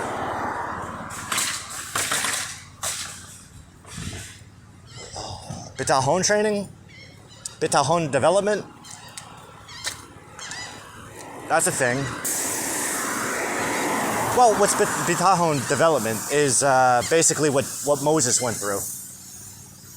Bitahon is absolute reliance on God, trusting God for everything. Not absolute, but as close to absolute as a human vessel can attain. So think of God as Star Wars, the will of the Force. Put God in the role of the Force. Or better yet, God is the force behind the force. The will of the Force is actually the will of God. So I think that makes sense. That actually makes perfect sense. That I've already, you and I, we already came up with that a while ago. That ain't nothing new.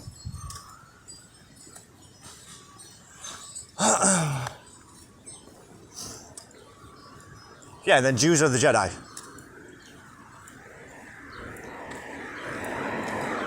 No, Jews aren't Buddhists. They're fucking Jedi aren't Jews. Jedi aren't Buddhists. They're Jews. Well, tactically, you know.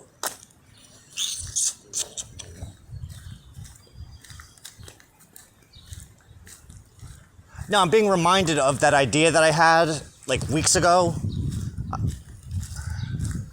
Merging Buddhism with Judaism.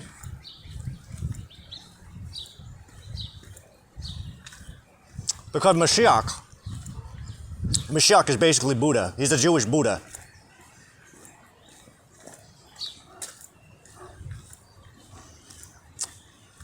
He's like the Jewish Krishna. The Jewish Krishna, the Jewish Buddha.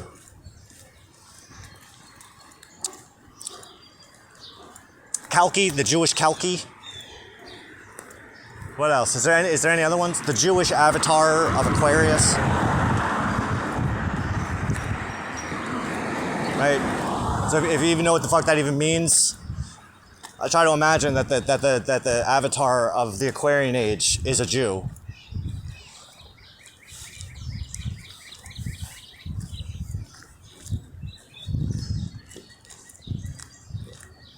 The Al-Mahdi.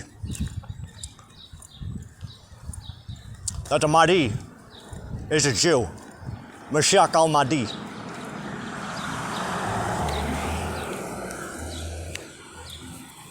I didn't brush my teeth today, so I'm like feeling particles.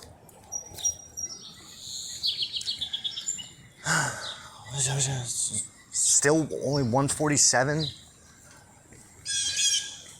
Well, I wanted to run this out to like 2 hours at least. I mean, we can go back. I mean, it's not like I know, but you know what? Let's take the long way.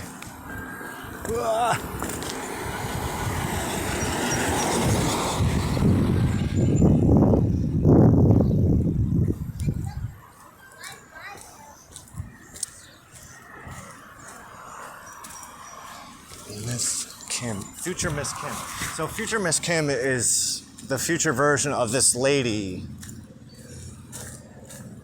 that you know how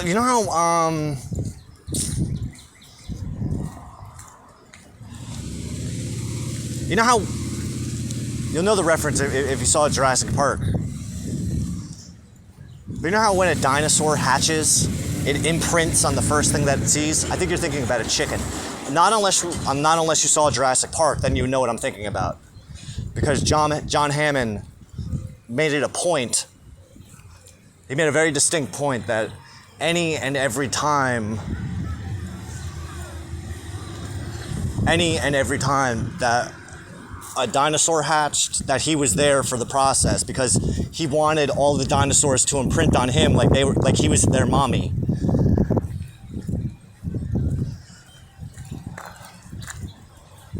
Hey, another bird. But it's not a dead bird, it's a toy bird. That's two. Let's see if we can find a third bird. Where are you going? I don't know. I'm just following my gut. I'm following the Lord. He's telling me to turn up here.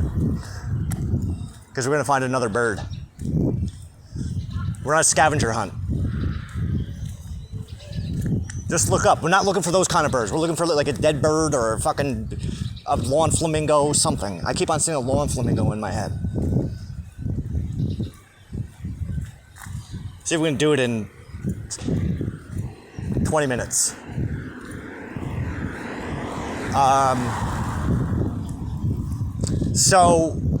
Right. I mean, the same principle applies for, well, there's another bird, but not the kind of bird I'm looking for. Oh, there's a bird. Found him. See him right there? All right, we're good.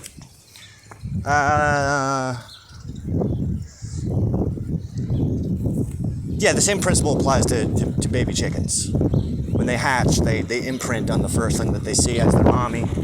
So Miss Kim is this lady who, not that she imprinted on me as her mom, as my mom. I don't think. I mean, I have a mom.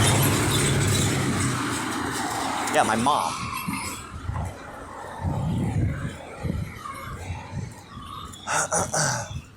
But she imprinted on, like, not the mommy. She imprinted on, God, why are you making me do this? She imprinted on the heart as not the mommy. Dinosaurs reference. If you saw dinosaurs, you know what I was just doing there. Miss Kim's not the mommy. She's the wife. Future Miss Kim.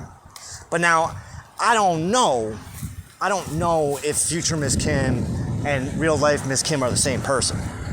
That's up to God. I don't know nothing about that shit. That's why I get tense. Real fucking tensed up when we talk about this. Because I don't control anything. I don't want control of anything. I just want to do the shit that my Lord tells me to do, and that's it. The only reason we're even talking about this right now is because Hashem is making me talk about it. Because obviously there's an internal blockage. We found our bird, so we can go home. Hour and 51 minutes. So obviously there's an internal block, and we found 3 birds. So there's an internal blockage somewhere that needs to be, what's the right word? I'm thinking of like popping a pimple, draining a blister.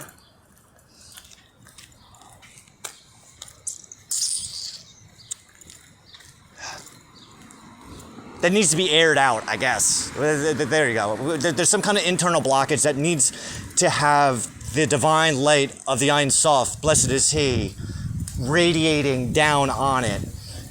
So, in order to make that happen, in order to find the Kalapad Noga, you know what I'm talking about? In order to find to extrapolate the Kalapad Noga and reconnect it and elevate it up to the light of the Ein Sof, we have to vocalize it.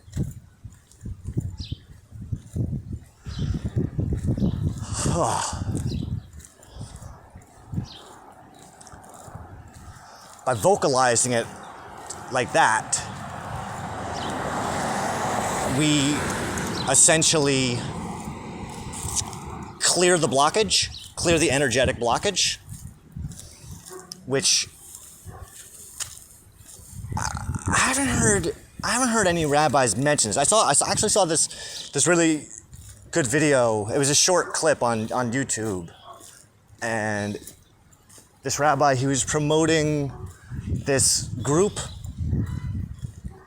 for sensitive souls. But what he was saying was how when we feel exhaustion, when we feel tired out, worn out, it's not the soul that's worn out, it's the physical body, because there's a blockage, there's a need within the physical vessel, one of the chakra points that are blocked up. So the energetic flow is not as streamlined as it could be. Which is where he stresses the importance of taking care of the body, the bodily needs. Taking care of the bodily needs, if you feel me. So, there is that reader. There's a YouTube reader.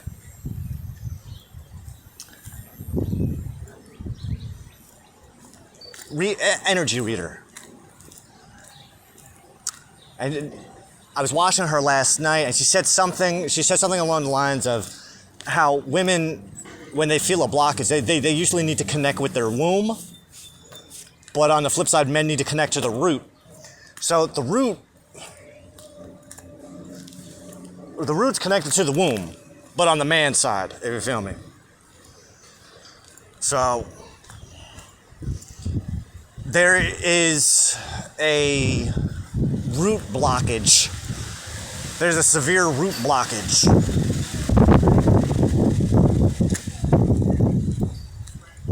that I am very well aware of.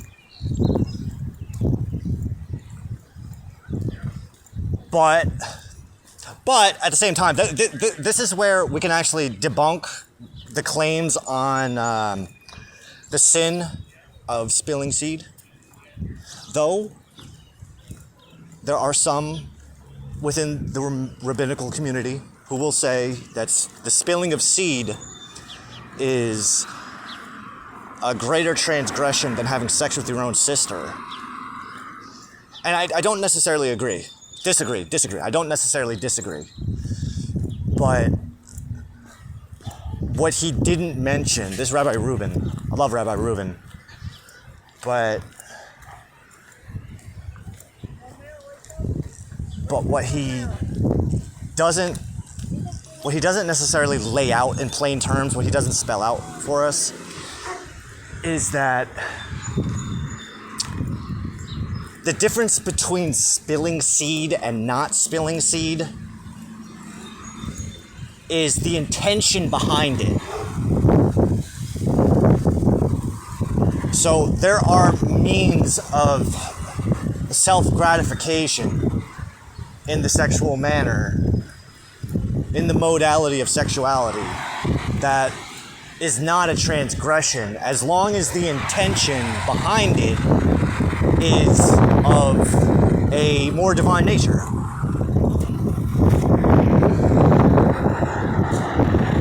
And sometimes that means, that represents like, how can we spell that out in simple, basic terms?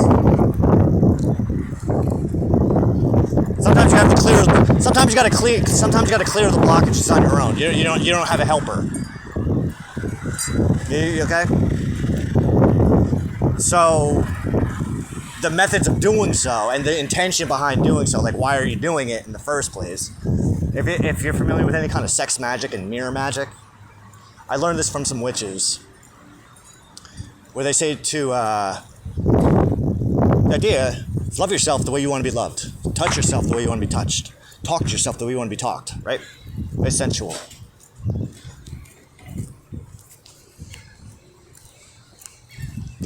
So a big part of witch training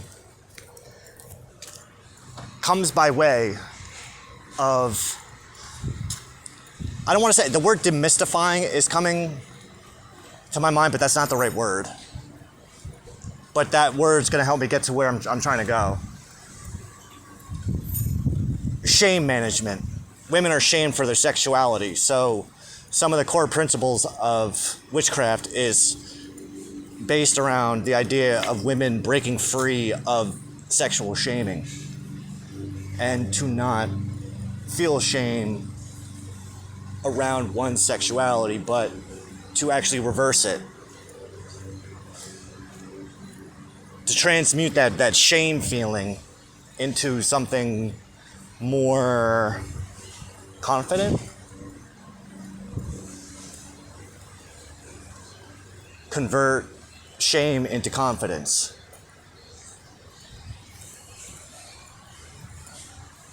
Now, there's a particular practice in that makes a lot of sense, by the way. Thank you. So there's another method of developing oneself that involves mirror magic, eye gazing. You know where I'm going with this? My Lord, I just heard a voice in my head. I heard a voice in my head. Someone watching this going, I know, oh my God, don't say it. Yep. Well, I got this idea from a woman named Rachel Pringle.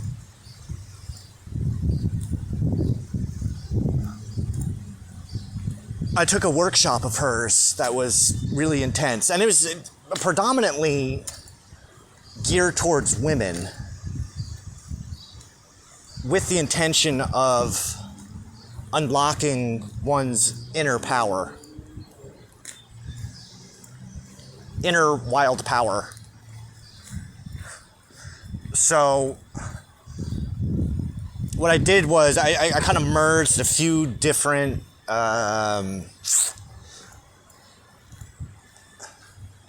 magical principles into one. Transmutation, we'll call it. I transmuted, or actually to use Aristotelian lingo, I formed a dialectical syllogism by means of incorporating one school of magical thought with the principles of another school of magical thought and devised a brand new school of magical thought, practice, principle. So the idea of revolves around self-gratification using a mirror, eye gazing specifically, but also with the visualization techniques that revolve around visualizing one's goals and aspirations and desires coming into fruition. Not necessarily in a sexual manner, although the self-gratification part is in fact sexual, but as we learn through magical training, sexual energy is some of the most potent energy for manifestation. Now, you're a Jew, you have God, you don't need magic. Exactly. But God needs us to, let's say, not all classes of Jew are necessarily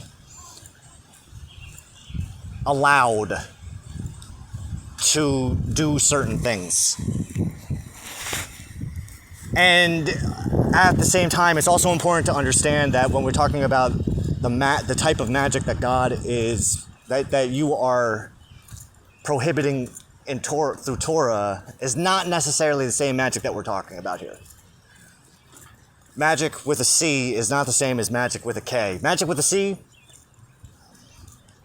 totally okay. Magic with a C, that's no. What's the difference? Well, one involves God.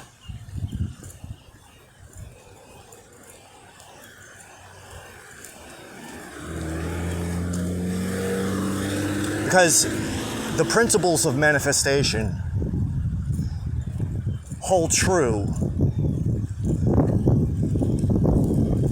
whether we're manifesting with God as a co-creator or if we're doing it on our own. So, man, we'll always get better results when we do it with God, which is kind of the point.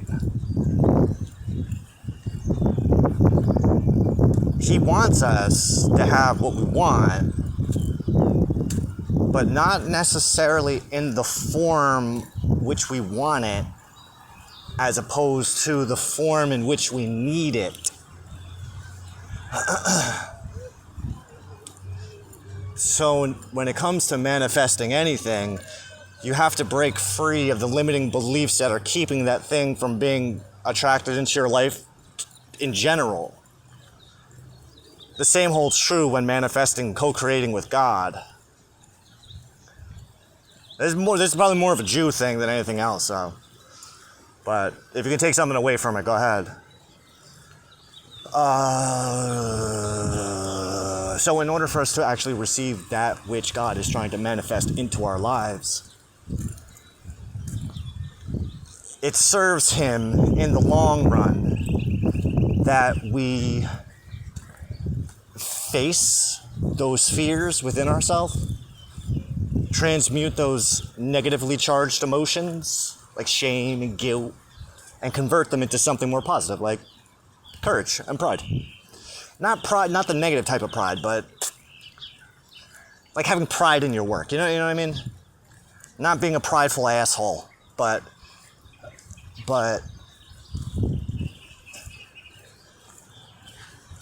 but more in the sense of, I love what I do. I love my job. Torah commandment is to have enthusiasm, serve God with great enthusiasm and joy. So think of that as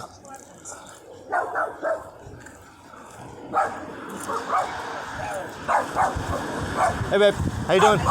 Doing good. Yeah. How you feeling? I'm alright. Yeah? Hang in there. That's good.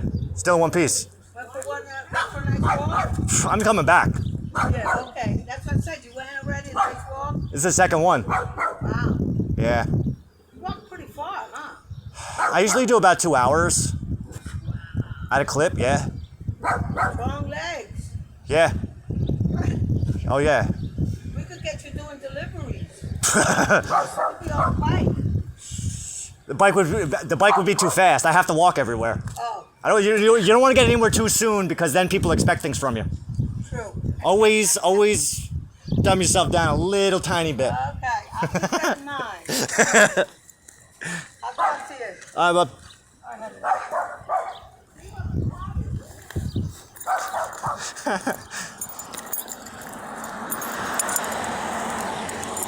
Alright. Where was I? Yeah, that kind of pride. The nice kind of pride, the good kind of pride.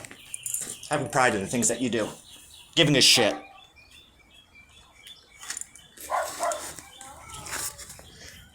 Shit.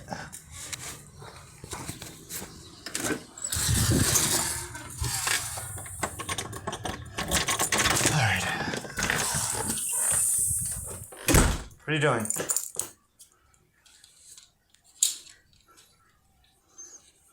I don't know. Why you look guilty?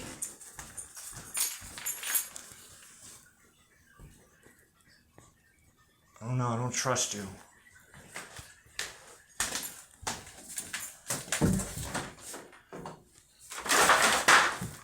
I don't know. I feel like there's fuckery afoot.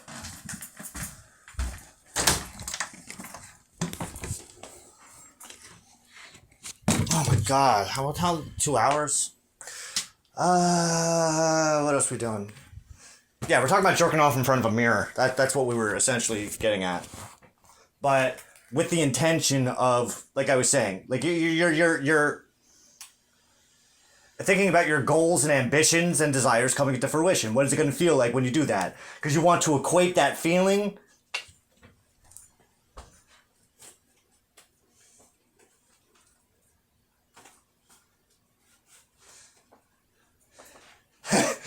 Thank you, Shem. I just heard in my head, dirty Jew magic, but it literally is. Not in the negative sense, but in the good sense. Like dirty. The good kind of dirty. Alright, so what do we have left? What you want to do? What do I want to do? I want to go back. I want to finish those next 2 chapters of prior analytics and get ahead. Because we've got a couple hours still until the next count of Omer. What's this?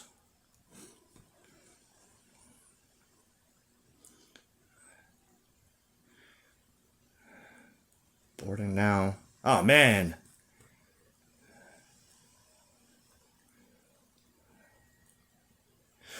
All right.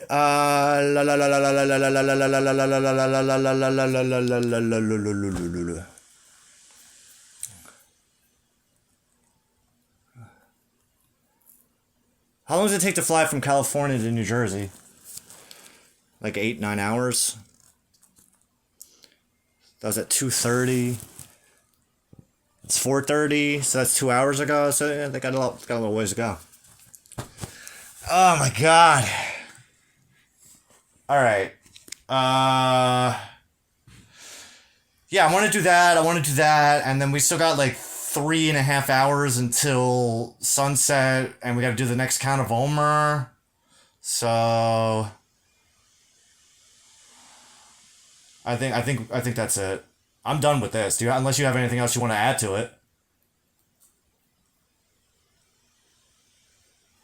what was the intent? What was the original intention?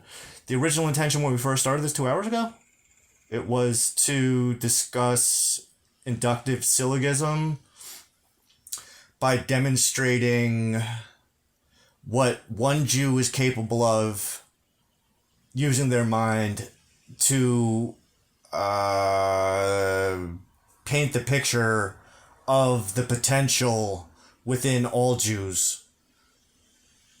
Because what's true for one Jew is true for all Jews. Yeah? We may not all get there at the same time, but then what's true for Jews is true for everybody else. It's just, as the chosen people, we are the beta testers. So this is what you have to look forward to. Yeah? Basically?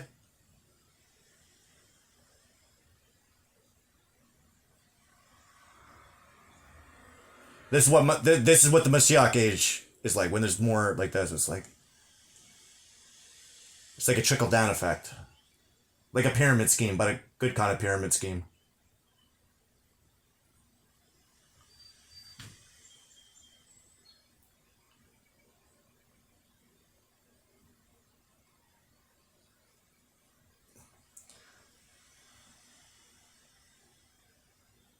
Say it again? God. Say thanks for watching. Thanks for watching. We appreciate it. Thank you, Hashem. Say thank you, Hashem, because without you, this wouldn't even be possible in the first place.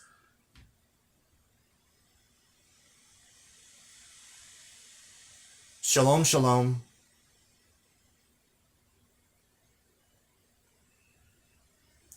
Walaikum assalam.